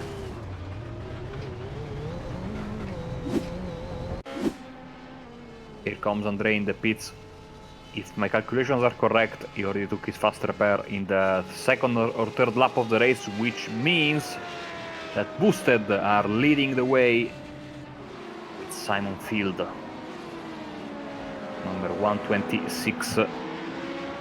So the curse of the leader strikes again in the Radical class and in the MX-5 class. Fingers crossed in TCR this hasn't happened. Dan Webster, the 111 car, will jump into second place. Sam, I would imagine that's a meatball flag and that's a long repair for Enric Andre. Yeah, I think so. Like I said, about half an hour, I imagine, for Andre, who's still in the session. So you might wait for that to complete and at least take the checker flag. Again, you know, if that's the TCR car, would probably be soldiering on, maybe a little bit of damage, and maybe if it did hit a corner, it could do some serious damage, but most likely would have been okay, but not for the Radical. Jeffrey Lewis moves up into third place. We haven't seen too much of Lewis. He's going to move up 12 places now. Well, the 152 car, he's only 5 seconds behind Dan Webster, and on that last lap was over a second faster. Then behind that is Rob Lundgren, Joshua Poe, Gislin, Jezequel, Michael Doyle, and also Brad Klenk, who I believe is out of the race. I don't think we saw what happened to Brad Klenk. Yeah, you are right. He was there or thereabouts all the race long, but apparently he didn't. Sedgwick 57.0 fast lap of the race. He didn't enjoy. Good luck, as Simmons is a bit wide there, as you see in the number flashing in red, but I mean, it's to be expected. The incident situation in the race so far, they are all in somewhat good shape. Andrew Harris is the leader with 25, and then we have another driver with 24. It's Tyler Maxson, but everyone so far not very close to the 30x limit as we are heading into the final half an hour of the race. We will keep you posted on that. Some more bump drafting here in the tri-oval, why not? Hedgecock and McMahon. Must be very weird for you, Marcus, to be able to see the instance. Oh, it's incredibly a big emotion for me to be able to see the incidents. I need to be careful because if I accidentally press one on my keyboard, I throw a caution. So I need to stay away from my keyboard. Jeez. Yeah, try not to see that. I mean, it would make for a fun race. But, no, probably not the wisest thing to do. Remarkably, despite me being the admin of many races in the past, with Sim Racers World in particular, I think I've ever made a mistake like that, where I just accidentally disqualify someone, or give someone a penalty, or throw a caution as he was saying, like, look at this train though. This is incredible, and a few of these are racing against one another. Stoltz, Maxson, McMahon and Hedgecock. Harris is only just behind as well.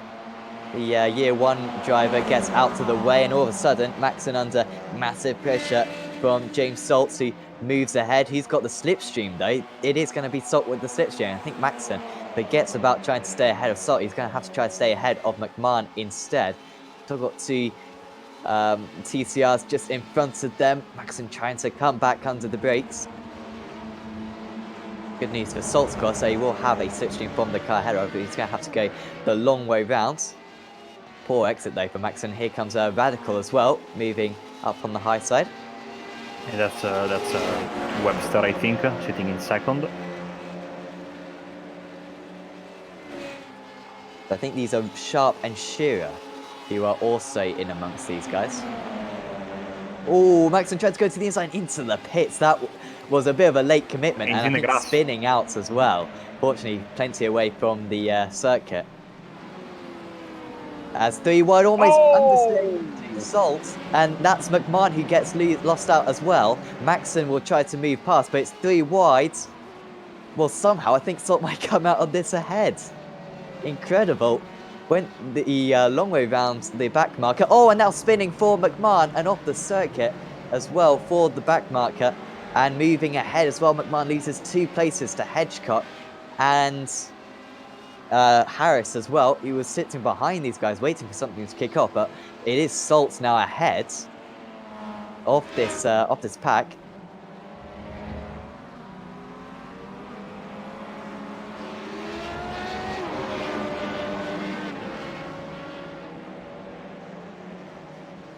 By the way, as you can see on the left side of your screen, still in the pits is our former race leader in the Radicals and in the overall.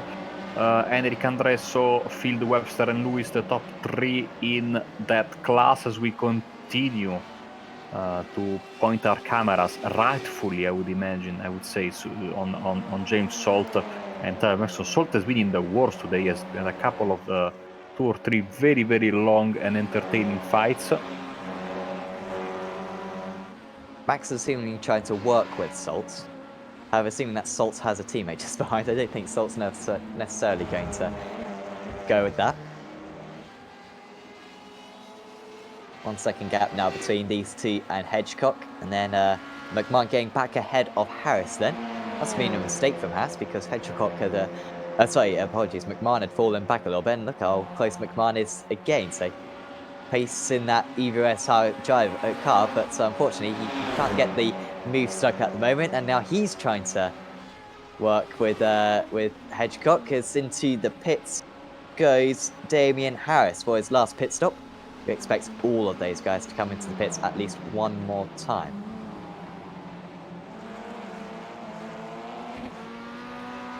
Still, your leader in the MX5 is Thiago Procopio for Fast Lap Esports.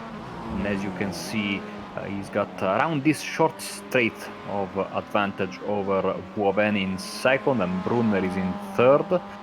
So I expect this fight to close the more we get into the later stages of the race. Here is Merinsky sitting in fourth, just in front of Loic Barb, driver who I have raced against plenty of times on the oval side of iRacing. Nice to have him also trying his hand on the roadside with a good top 5 as of this moment. You can see, especially on his livery, you can appreciate the build-up of dirt and other nasty stuff. And also, if you've noticed, they have implemented on some cars, I think also on the MX5, new damage representation that you can, for example, scrape the paint out of your car when you hit the wall. It's very, very nicely done. I think the system is more prominent on the new V8 supercars, and speaking of them, I am so happy to tell you that we will be back on track with the Euro V8s later today, Sam. Yes, the Euro V8 Supercar Series, sponsored by Racetech, of course, and that will be getting underway at 10 past 6 GMT, 10 past 18 GMT, I guess. So recommend tuning in for that. Bit of V8 action everywhere, really, because we're going to get the AOSC Super Season underway as well. That will be on Friday mornings for us Europeans, and of course, Friday evenings for Aussies.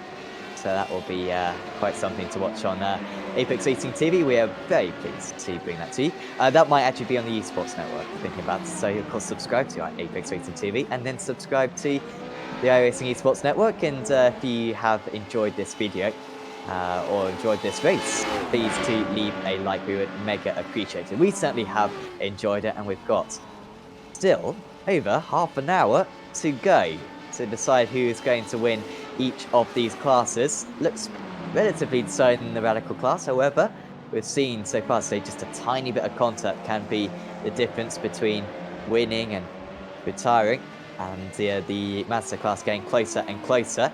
This could be an issue for George Simmons as an Evo SR driver comes out of the pits. That was... I'm not sure who that was. James Salt, apologies. Of course it was James Salt. There's only like 2 Evo SR drivers out there. Of course, speaking of the Esports Network, don't forget that if you haven't had enough, at 22 GMT we are going to bring you the Formula 3.5 as Ares and Gardner are going at it here for P11. Of course, Ares just pitted as there is a stranded MX-5 there in the grass. I wouldn't blame you if after today you don't want to listen to my voice anymore, because unfortunately for you, I'm doing all 3 of the races today that we are broadcasting.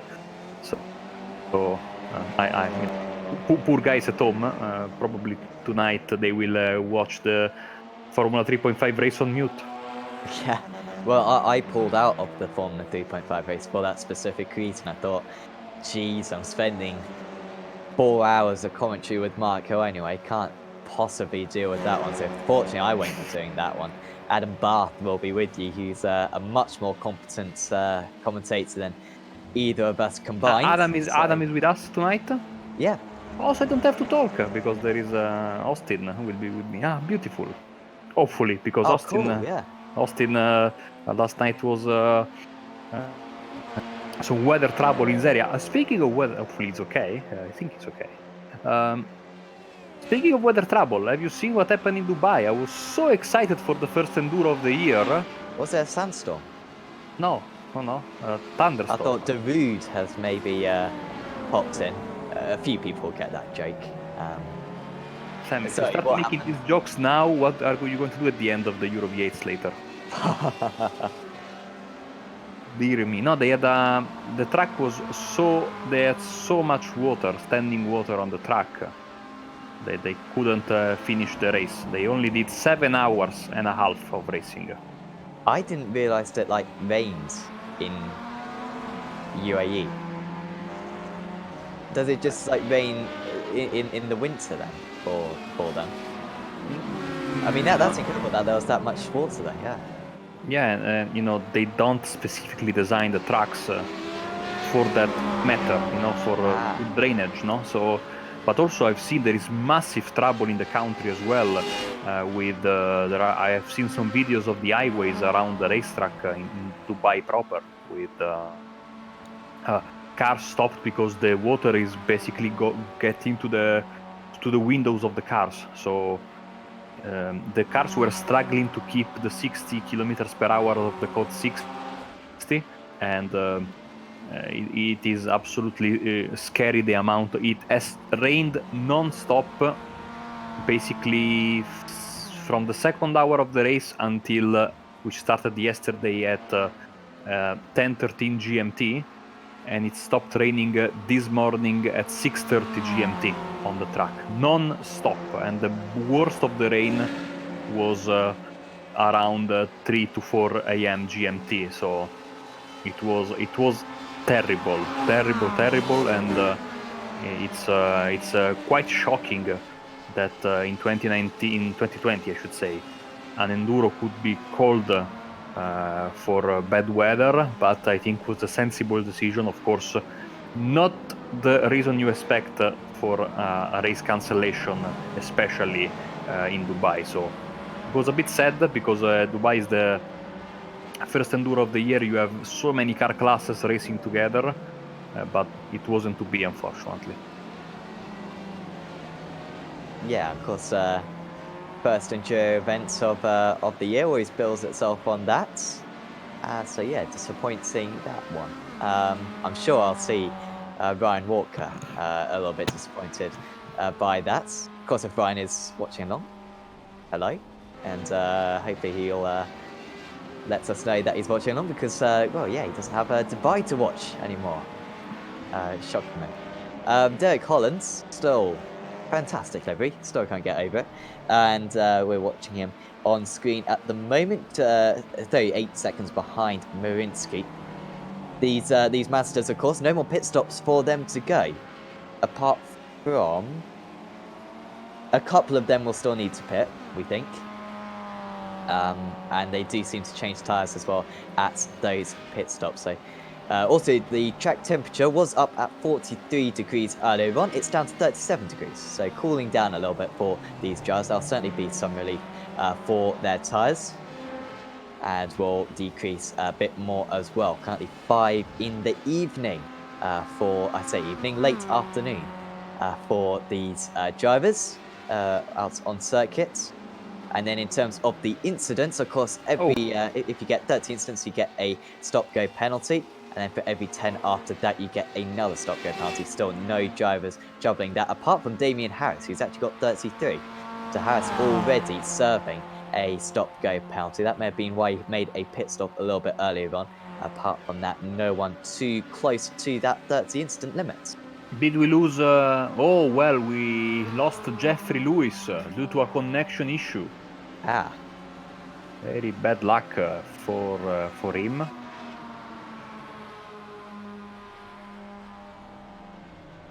So another driver. Did we see what happened to Michael Doyle as well? Because he may have inherited that third place, I think, but instead he's stranded in the pits a few laps down now. This is what happened to him. The two teammates there at the front, the MX-5s. There's a crash. Oh, and that's this like race-ending damage for this car.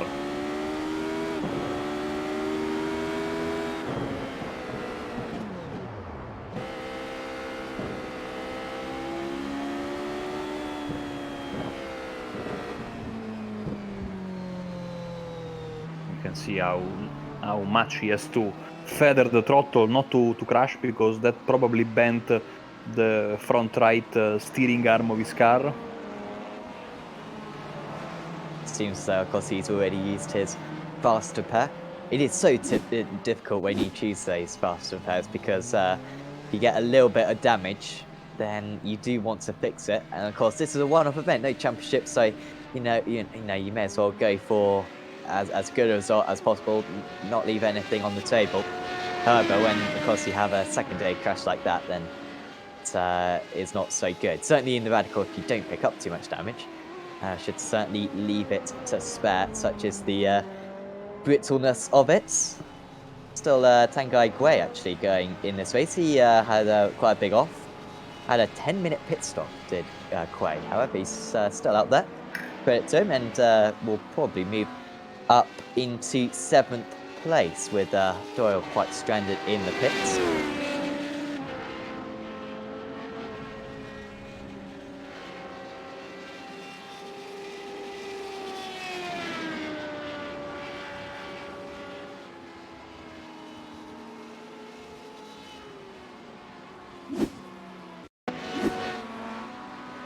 Is Jezekel on the apron, crabbing wildly. A long way to go. Then on the grass, still crabbing, and I think parking the car. So we're running out of Radical drivers. We knew it would be tricky, even with the faster pack. A lot of them retiring so far, seemingly only about 5 running cleanly. I think even Jeffrey Lewis may have had issues earlier on in the race as well. He's 3 laps down, only 2 on the lead lap currently. started off with about 15, of course. Robert Lundgren can always rely on him keeping it on circuit though, and that car looking very good still, must be said. He is only 11.5 seconds behind Joshua Poe, so could be catchable that. Certainly Dan Webster far too ahead though, another minute and a half up the track. In terms of that battle for TCR supremacy for that podium place, it seems like everyone's pitted apart. Oh, it's Jack Sedgwick. He's into the pits. Now that I wasn't expecting him to come into the pits, or was I expecting him to come into the pits? I'm not quite sure. Here's Simmons though. He needs a very good in-lap. This hasn't got the prospect though of a very good in-lap because look at the traffic in front of him. Almost thought was going to make contact with the MX-5 as he glitches out ever so slightly, does Simmons. That's not going to give a whole lot of confidence to the other cars. Simmons, of course, with a lot of slipstream so far in this stint. We expect him to be able to go quite a bit further though, Simmons. With that fuel that he saved, and he does now clear the traffic. Sedgwick is coming out of the pits right now, and he is in decently clean air, so this could be important for him, even though I would suspect it in any case it won't be enough to stay clear of the draft. So this is a fight that probably will go down to the wire unless something happens to Simmons, but Simmons right now has been able to pull away from this group of cars that was holding him back through the infield, and now he's free to push, take the bus stop, and of course, all important, don't take a speeding penalty in the pits because it's very easy around here. And don't overshoot his pit stall either. I've seen a few drivers do that so far. Had a very good first pit stop, I believe, did Simmons. It was a couple of seconds quicker. It was a very quick pit stop as well for Sedgwick, about half as long as his last pit stop was, as you can expect, seeing that we've only got just over 20 minutes to go. As well, Lundgren just had a little bit of an off. Just as I was complimenting him. It's lost a few seconds, it seems, on this lap, but not too bad, man.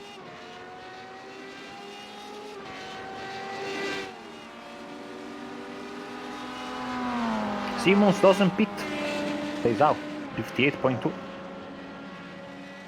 He did spend that entire stint, of course, behind Sedgwick, whereas I think the first stint, it was a little bit half and half, or maybe slightly more Sedgwick, so apologies, slightly more Simmons. So he went one lap further on the last one. I guess he's going to be able to go at least another lap on top of that. So he should pit in on this lap or the next.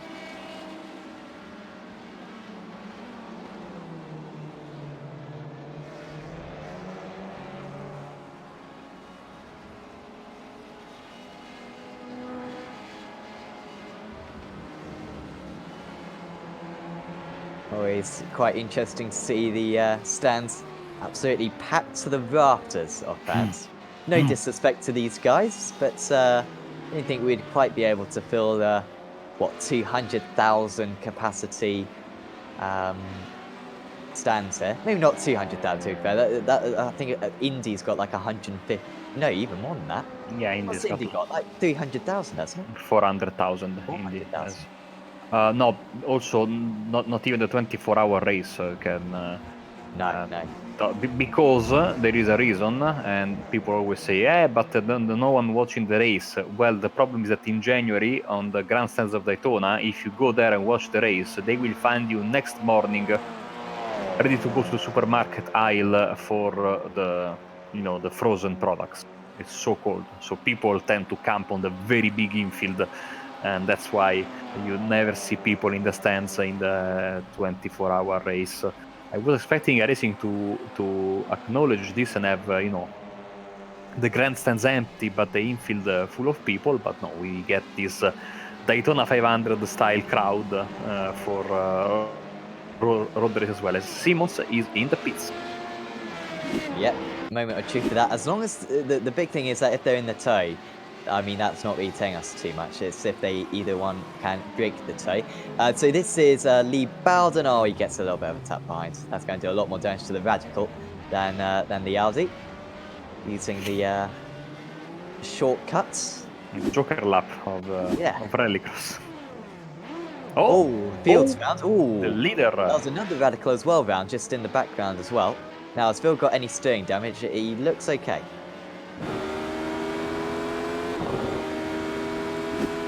Seems to be okay. Let's catch the replay as he was entering NASCAR 1 and 2 after the infield section. There is a nasty bump there, but he didn't hit it. He just lost the car while putting down the power. Then it's the bump there. And then he's back onto the racing surface proper. Simmons, by the way, ahead of Sedgwick, crucially. 3.5 seconds. Now, some good laps for George Simmons to break the draft. And look at Sedgwick. He's right in the midst of this traffic. Is he going to get overtaken going onto the oval? Fortunately for him, he doesn't, so he might be able to pick up a little bit of a slipstream when this Radical powers past him.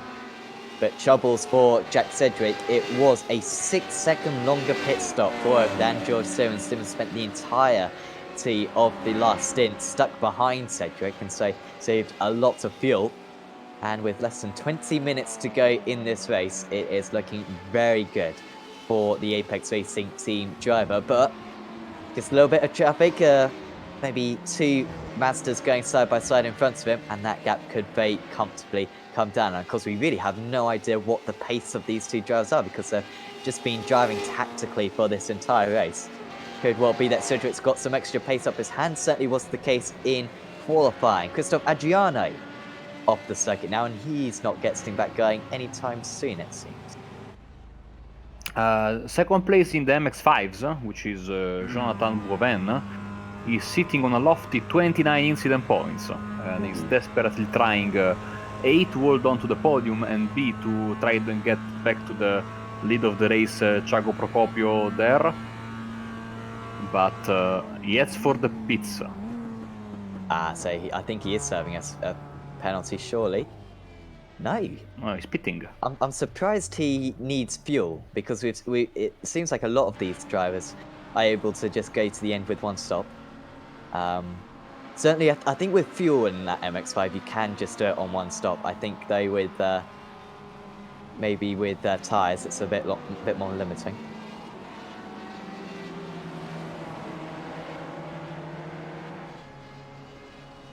Already going back away though, Boban. That was splash and dash if I've ever seen one. 11 seconds. Yeah, now he needs to be careful. Oh, wow. Oh, that's in the wall. Oh, that's in the tyres. Well, that's a penalty and that's damage. Yeah. Oh, wow. Yeah, 31 instance. He's just towed back to the pits. Well, the way that this Master class has gone, it's not too surprising that even occurred. Thiago Procopio now surely an easy victory for him. That gap was maintaining around 10 seconds between those top 2. It was very possible that he could be caught, Procopio, but now he's got a very comfortable margin. He has got 9 instants himself. That's one of the fewest in the entirety of the field. In fact, I'm only seeing Jack Sedgwick with fewer than him at the moment. So, yeah, pretty epic this from Procopio, staying on the black stuff, and, well, that's been the integral part to this Mazda class so far today.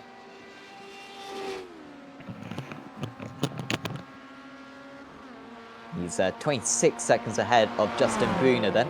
Brunner was about half a second faster on that last lap, and Brunner will have a shorter second stop. If there is a second stop. There he is.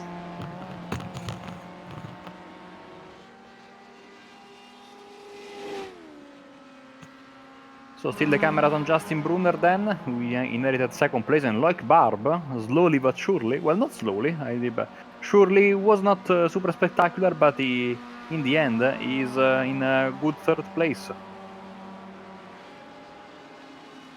But Yeah, still, definitely. under big pressure from Merinsky in 4th, sorry.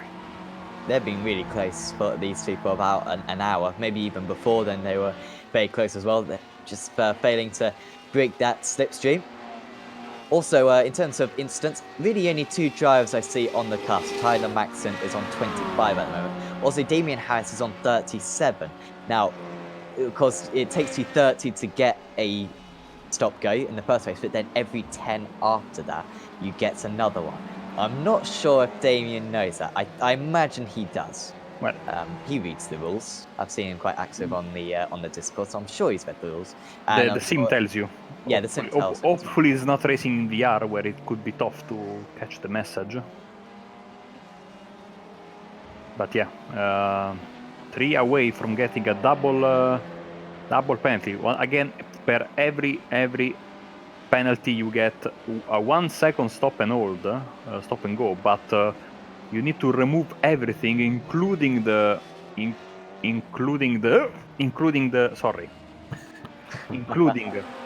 yeah, that was my dog falling. I was trying to fall. I thought it was a hiccup. No. I was thinking that's an Italian accent on that hiccup. No, that was my dog trying to get a toy from the ground, from the bed, and almost falling down because she has no idea of the gap. Maybe they should say mind the gap to my dog as well. so yeah, no. But what was my point? That's radical. I don't remember my point anymore. Sorry, I put you off.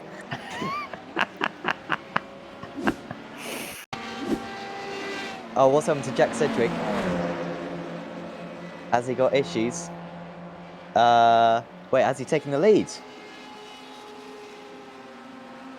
He has. Very slow. With the slowdown, I think. Slow down the chicane, yes, at the bus stop. And he's lost loads of time since then as well. So, roles reversed now. And it's Cedric who leads by a second. Now, does Simmons have the ability to catch back up to him? I'm not sure why he would have... Did he cross the bus stop, perhaps? Either that, but if you do that, you lose such momentum that the pass would have happened a lot earlier with much speed. I think he just cut too much on the outside, sorry, or on the left hand side when going back to the oval after the chicane. My point was, if you get a penalty, you need to remove everything from your pit stop, including the windshield tear-off. Otherwise, you will get tagged with 25 extra seconds of stop and hold, because the game doesn't, the simulator, the service doesn't want to advantage you too much for pitting at the same time as when serving a penalty. Okay, so that 25 seconds then, so that's applied if you do anything to the car then? Yes. Okay. Otherwise, it's just a 1 second stop. You see, personally, I'd rather it was just a case of you can't. It's like impossible to serve the penalty and a pit stop at the same time. Would make it a little bit easier. I've never thought, oh, if only, thank God I can do these two at the same time. Well, imagine that you get a penalty and you have just 1 lap of fuel remaining. Yeah, but then that's just that's your own fault if you do that. It's like if a caution comes out and you got 1 lap of fuel left and you have to pit whilst the pit lane is closed. I mean, that's your own fault for doing that, in my opinion.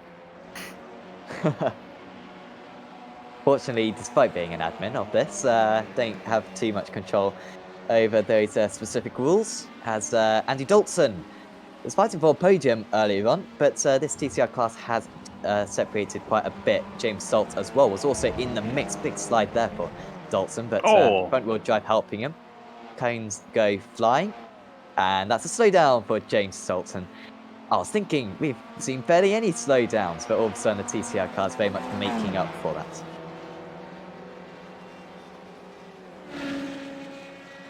And that was a slowdown because his teammate was sliding to the bus stop, and he had to take avoiding action.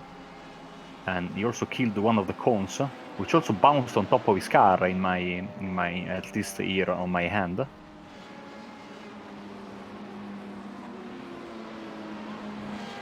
Getting quite overcast now at Daytona, Florida. 32 degrees, the track temperature is. It's dropped by about 11 degrees. Sorry, no. And, apologies. I don't know what's going on with your dog. That's a lot of chaos going on. My mom came home. That's what happened. Oh, okay. Well, that... Okay, final 10 minutes of the race then, and all to play for, especially in TCR, but mistakes are always around the... Sedgwick now with 1 second over... still a gap that is not enough, in my opinion, Sam, to be 100% sure of the victory, but as you can see, they are getting super aggressive in the traffic. Look at Simmons, who was completely sideways entering the western North Shore. Oh, the gap's gone. Simmons is going to be right on him now. Oh, through the middle. This is brave from Simmons. There's nowhere to go. Has to wait. Goes around the outside. Well, that was as good as he could have done, to be fair. I really thought that the gap would go down to nothing there because lost lots of time, did Jack Sedgwick. The gap's down to 0.7 of a second now. It was 1 second, 1 lap ago. Lost probably about half a second in that did Jack Sedgwick, and now Simmons is charging down that gap in the slipstream. It was 0.7 of a second. By the end of the straight, it's going to be closer to 0.4 of a second. By the end of the next straight, you might even be in for a chance of a move. So this is what we wanted to see. It would have been so disappointing if we saw one of these guys pull away from the other, because they've been completely evenly matched for this entire race. And well, now that they're sandwiched together again, I don't think there's going to be any separating them. This is going to come down to the last lap like we wanted it to. Simon Field, despite his mistake, still holding a comfortable lead over Webster in second. As you can see right now, he is... I think he is around half a track. As you can see on the track map, as Dan Webster is running in the bus stop right now. So comfortable lead, again, despite his mistake. So he's looking good for the race victory. In the MX5, the situation is with Procopio in the lead and Brunner in second place. And the gap is, thank you Samuli, 22.5 seconds over second place, then 1 minute over Merinsky, who just went past Barb, by the way, for third place. And so that's a change for position on the podium. Oh, issue for Barb. And issues for Barb, as he's going for a bit of daisy cutting into the first and second corners. No, he's already at the kink. And not looking particularly fast. He maybe have... I don't think he has damage, but he certainly spun. Went, of course, as you saw, that for a good run on the grass. That lost him a lot of time. And promoted Merinsky into third. Of course, sorry Sam, this is a class that saw many changes at the front. And you know, the three guys that were in the lead at the beginning of the race have all crashed out. So it was these and the radicals were absolutely crazy, and the TCR has been controlled chaos. But I expect some fireworks at the end between Sedgwick and Simmons. Even though behind them there's been a lot of great fighting, but maybe due to the nature of the car, we haven't had many spectacular exits. Seems so 42 out of 55 drivers are still running in this race, so 13 drivers out. Thankfully we had the fast pair. I think we'd have a few less than that if it weren't for the fast pair. And I mean, pretty much half the drivers left are TCRs, despite only about a third of the cars being TCRs from the start. Such is the incredible materials that they make this thing out of. Can pretty much deal with anything. So 5 minutes to go in this race. Sorry, 6 minutes to go in this race. Maybe even more than that. About 6.5 to go. James Saltz moves ahead then after picking up a slowdown.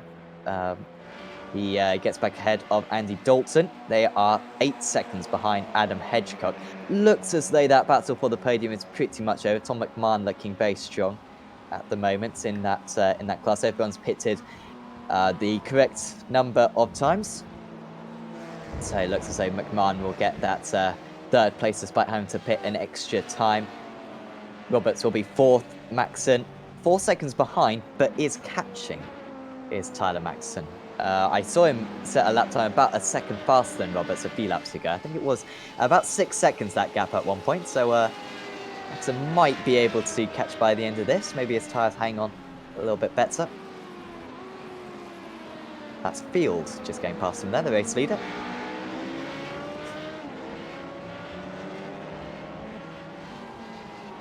Issues for Damien Harris. He has gone off the circuit, which I assume will trigger another penalty for him. And it hasn't yet. He's only on 38, but he's very close. Aha. To go for him.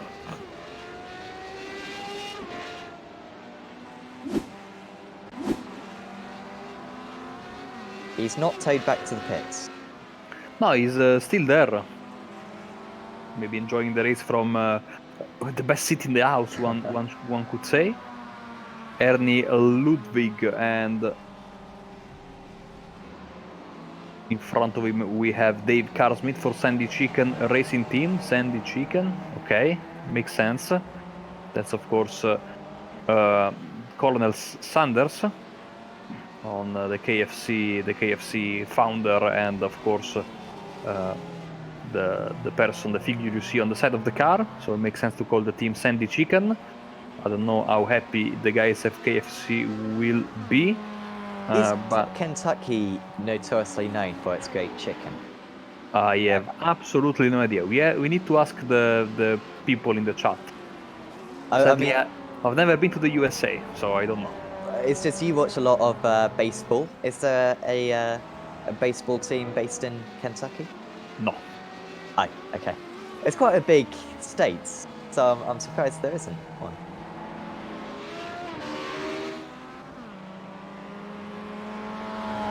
Wait, is it a state? Yes, it is a state. It is, apologies.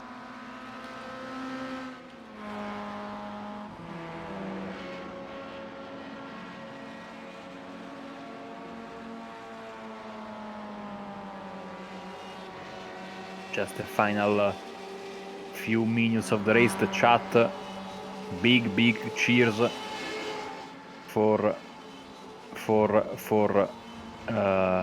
the race leader in the MX-5s, with many fellow countrymen of his cheering on Procopio. Good to see some fan clubs around. Of course, the most prominent being the Ian Roots and the Lewis Ward fan club. Unfortunately, neither of those two are around today. Anyway, in terms of, we're getting quite close to the end of the race now. So for the lead in the TCR class, has Cedric got a big enough gap at the moment over Simmons? Quite sure what the gap currently is. Here we are. Well, it's very close. So yeah, Cedric got back past Simmons then? Or did they never change? I'm not sure if they ever changed, in fact. No, I don't think they did.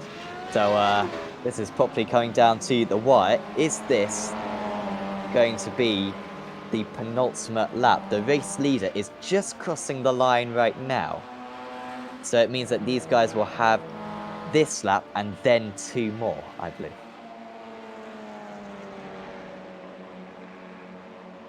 If you could see me right now, you would see the smoke coming out of my ears trying to make the calculations.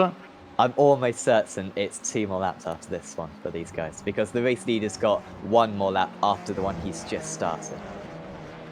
Yeah. So time for Simmons to get past. Hasn't made too many overtakes, has Simmons, on Cedric. It looked as though his strategy of staying behind for most of the race, saving fuel, was going to work for him. However, picking up a slowdown in this final stint of the race just put his chances of a race win in jeopardy. Now, he is closing Will he go for a move at this point? He's lifted out of it. He doesn't want to get past now. Now, Marco, we've watched these guys race a lot so far. You said earlier on in the MX-5 you want to be behind coming out of the bus stop. Do you want to be behind if you're one of these two guys? Yes. Okay. I mean, I'm not sure. Because you get into the rev limiter. Although the rev limiter doesn't do anything, does it? It seems like they still get faster, even when they are on the rev limiter. I mean, that's a good point. You make a good point about the rev limiter, but I don't know. Honestly, it seemed to me that Simmons had the chance to pass here, for example, but didn't go for it. Maybe he wants to. Maybe he will try to make the move at the first corner of the last lap. Who knows? He needs to get closer, by the way. He will get closer in the tri-oval, as one of the MX-5s there goes particularly wide. Oh, Simmons is dropped a little bit of time here. 9/10 of a second all of a sudden. Cedric just launched and left Simmons to dead. Simmons is in the slipstream, so we'll close a little bit. However, I'm not sure if it's going to be enough. Simon Field is on the last lap of the race. He's got 45 seconds over Dan Webster. That gap has come down by nearly half a minute in the past hour or so. But issues for Webster earlier on in the event has ended any possibility of him challenging, and Field nice and secure out there. Had to rely on the top two having issues of their own. However, he's been faultless himself for Boosted Motorsport, apart from a little bit of a spin around this part of the circuit. The MX-5 leader, Tiago Procopio, is way ahead. So Procopio will be the last of the class leaders to cross the line. Oh wow! Has he run out of fuel? Oh no.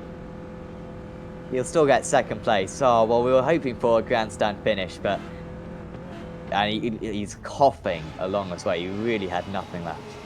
Oh, he's taking tires as well. Tires for good measure. No. He forgot to fuel. He only did the tires. Oh, he's reversing back. Is that going to be allowed? No. Has he got any fuel in it then? Oh, maybe he has. I think he's going to be okay. Oh, here we go. The race leader though, Simon Field, is going to approach the line, and he wins the Apex Racing League Roar Before the 24. The overall race win and the radical race win as well goes his way. Superb driving from Simon Field. He wins by over 45 seconds. Next class leader, I think, is going to be Jack Cedric. Dan Webster will be second place in the radical class. However, here is Cedric, quite a bit far behind, of course. But it was looking doubtful after that second pit stop. He found himself behind George Simmons. However, he capitalized on a mistake by Simmons, picking up a slowdown. And even when Simmons got very close in the latter stages, Cedric managed to put the hammer down, and Simmons just could not stick with him. Not enough fuel for his car. And Jack Cedric is approaching the line now. He's going to be quite far clear in the end. So Simmons close to 40 seconds behind himself. And Cedric will have a nice clean run to the finish now. Not a spot on that car, unlike pretty much every other car out there. That's bouncing on the rev limiter. Jack Cedric, car number 210, wins at Daytona. TCR class is all his. And in the MX-5s, Tiago Procopio, Mr. Consistent out there. We might even see a photo finish for these guys as well. Brilliant driving from this team, from the Fast Lap Esports drivers. Gonna have to try to negotiate a good side-by-side finish, and it seems as though they've got a nice pocket of drivers not behind them, and they can take as much time as they like about this one. Side by side, fantastic to see this occurring. And Tiago Procopio, the Brazilian driver, crosses the line and he wins the MX-5 class. Fantastic result for Fast Lap Esports out there.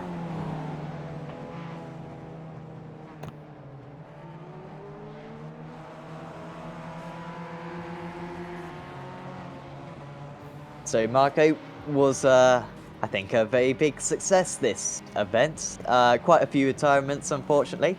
However, the driving standards were pretty good from the drivers out there, and we saw some really tight battles in each of the classes throughout the race. Yeah, it was a great race. Too bad for a couple of wrecks that were, I think, avoidable and, took us, couldn't give us some great battles. Talking about especially the lead of the MX-5s, but to finish first, you first have to finish, and sometimes you don't finish, but it's not your fault. Congratulations to all the 3 class winners, and I mean, this has been a great success. I had a lot of fun. These 83 laps really went by very quickly, and I think we are ready to give you the final race results, and here they are. Yes, and it's Simon Field who wins out from 10th place on the grid as well. That feels like a while ago. But he wins out in the end, 46 seconds ahead of Dan Webster. Those two were the only drivers on the lead lap in the end. Joshua Poe, Robert Lundgren, Jeffrey Lewis, and Tangway Quay rounding out the top 6, I believe. In fact, actually, no. We had Michael Doyle, Mark Westwood, Brad Klenk. I believe all those drivers did cross the line under their own steam. There was Gislen Jezo Quell, Rafe Cullinan, Enric Andre from the lead, of course, Mike Donlan, Alessandro Dalladone from the race lead as well. And then we also had Joe Latero, who was running in the top 3 at one point, David Sorrento, I didn't see too much of him, and Paul Crabb as well, retiring from the race. In the Audi CCR class, Jack Sedgwick wins by over half a minute ahead of George Simmons. Tom McMahon, good 3rd place for him after a very early pit stop to fix some damage. There's John Roberts, Tyler Maxson, Adam Hedgecock, James Salt, and Andy Dalton. Brilliant battling amongst those drivers. Behind that's James Ferrugia, Mikel Garcia, Scott Malcolm, Sean Gardner, Lee Bowden, Damian Harris with some issues up there late on, Ryan Sharp, Christoph Adriane, Steve Brown, and the only retirees, I believe, in that class were Eric Shearer and Lachlan Nichols. In the Mazdas, then, we had Tiago Procopio winning out by a comfortable margin in the end. The only driver who finished 16 laps down on the race leader in that class. Justin Brunner in 2nd place. Barry Marinsky finishing 3rd, just about forked off Lloyd Barb. Those two had a brilliant battle throughout. Then it was Derek Holland, Stefan McCready, Dave Carl Smith, Ernie Ludwig, Sebastian Chevalier, Sven Hoylatz, Phil Reagan, Jean-Michel Sanchez, Paul Barbuza, Jonathan Boisband from fighting for the lead, of course, crashed coming out of the pit lane, I believe. Bruno Jorginho Fernandez, Kenny Baroyle, William Levesque, Lucas Derejeski, and Rob Thiessen was 71 laps down, one of the first retirees of the race. So hopefully we'll get some interviews with drivers. And Marco, did you want to conduct this first interview with Tiago Procopio? With pleasure. Hopefully it is,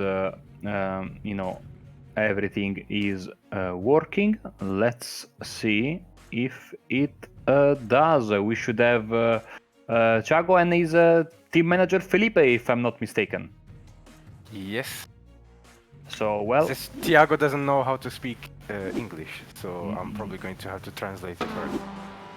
No worries then. So the first question, of course, is how about the race, because it was absolutely exciting and there were many incidents at the top of the field in the MX-5s, but in the end you were able to come out in first place. Então, Thiago, só para você falar um pouquinho da corrida e das dificuldades que você teve durante a prova.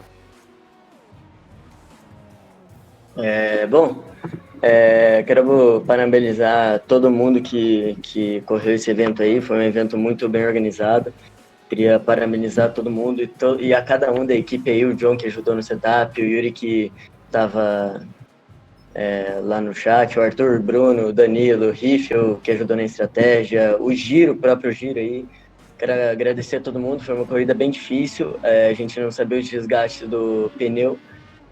Então a gente optou por não trocar o pneu e nisso a gente não trocou pneu, só reabasteceu. Eu terminei com 1.0 de combustível, mais uma volta eu acho que ficaria no cheiro, o combustível.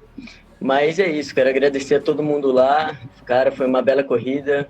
Meu parceiro Bruno Fernandes aí foi uma peça essencial para essa corrida aí. Pena ele ter os problemas dele lá de internet, etc. Mas é isso, quero agradecer a todo mundo lá. Quero agradecer aos patrocinadores também, que é a Oba Telecom, internet fibra ótica, a Flibis Clique Brindes personalizados, entrega para todo o Brasil, e acrílico Shadow, troféus e todos que precisarem em acrílico. Valeu, vamos para a próxima. Tamo junto. Okay, so first he congratulates everyone that raced, that it was a fantastic event. And also I would like to thank everyone from our team that participated, that had a hand in the setup of the car from Fast Lap Esports, especially Jonathan Melo, Yuri Bascope for managing him, and apparently myself for giving him some effort.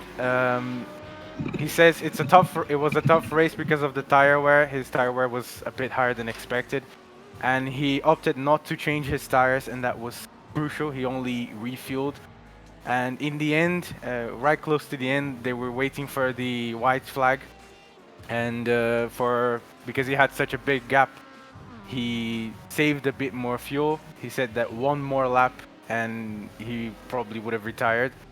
But it was a fun race. He again congratulates everyone for racing and for taking part. Also sending massive hugs to Bruno Fernandes, our teammate. Unfortunately, he had bad luck with internet connection, and again, thanks everyone. I was driving today, especially considering the multi-class environment. How was the traffic and the fact that you had TCRs and especially the radicals, which were very, very fast compared to the MX-5s? Como é que foi para você lidar com o tráfego dos carros do Procopio? Lidar com os tráficos foi bem complicado. Os carros do Radical são muito superiores, então nas curvas era meio difícil de controlar a noção do espaço, mas deu tudo certo, eu consegui ter uma boa noção de espaço ali. Eles também respeitaram bastante, na minha corrida eles respeitaram bastante, mas é isso, lidar com o tráfego foi bem complicado, mas ao mesmo tempo de boa, por conta dos pilotos. Mas é isso, foi isso. Well, he says it was very complicated because the radical cars are so much faster. It was sometimes tough to control his spatial awareness on corners because of that. But the other drivers were very respectful towards him, so it was very challenging, but everything worked out in the end. Awesome. Thank you very much, guys. Congratulations and enjoy your victory. Thank you very much. And that was the winner of the the MX-5 class, Thiago Procopio with his teammate Felipe. And sadly, I think that's the only interviews we're going to get, Sam, tonight. Yeah, it seems so. Good interview that, and I hope all the Brazilians watching this back will appreciate having a chat from our race leader or race winner from the MX-5 class. And yeah, it was a very good performance from Thiago, undoubtedly. So, fantastic events this, of course, and Apex Racing League hope to host a few more events like this. For example, other special events which aren't on the calendar. I mean, what's the Glen 6 Hours not doing on that? So we'll probably host some other events through the year. So certainly do keep your eyes peeled on, the iRacing forums. Also check out our Facebook page where we will undoubtedly post any details of future events. If you want to get involved in an event similar to this, we will certainly post details of that. And certainly, if you've enjoyed this race, if you've enjoyed this video, do leave a like, subscribe to the channel, also check out all our social media and the iRacing Esports Network as well. But from me, and from Marco, and from Sam, we'll say goodbye, and we'll see you next time.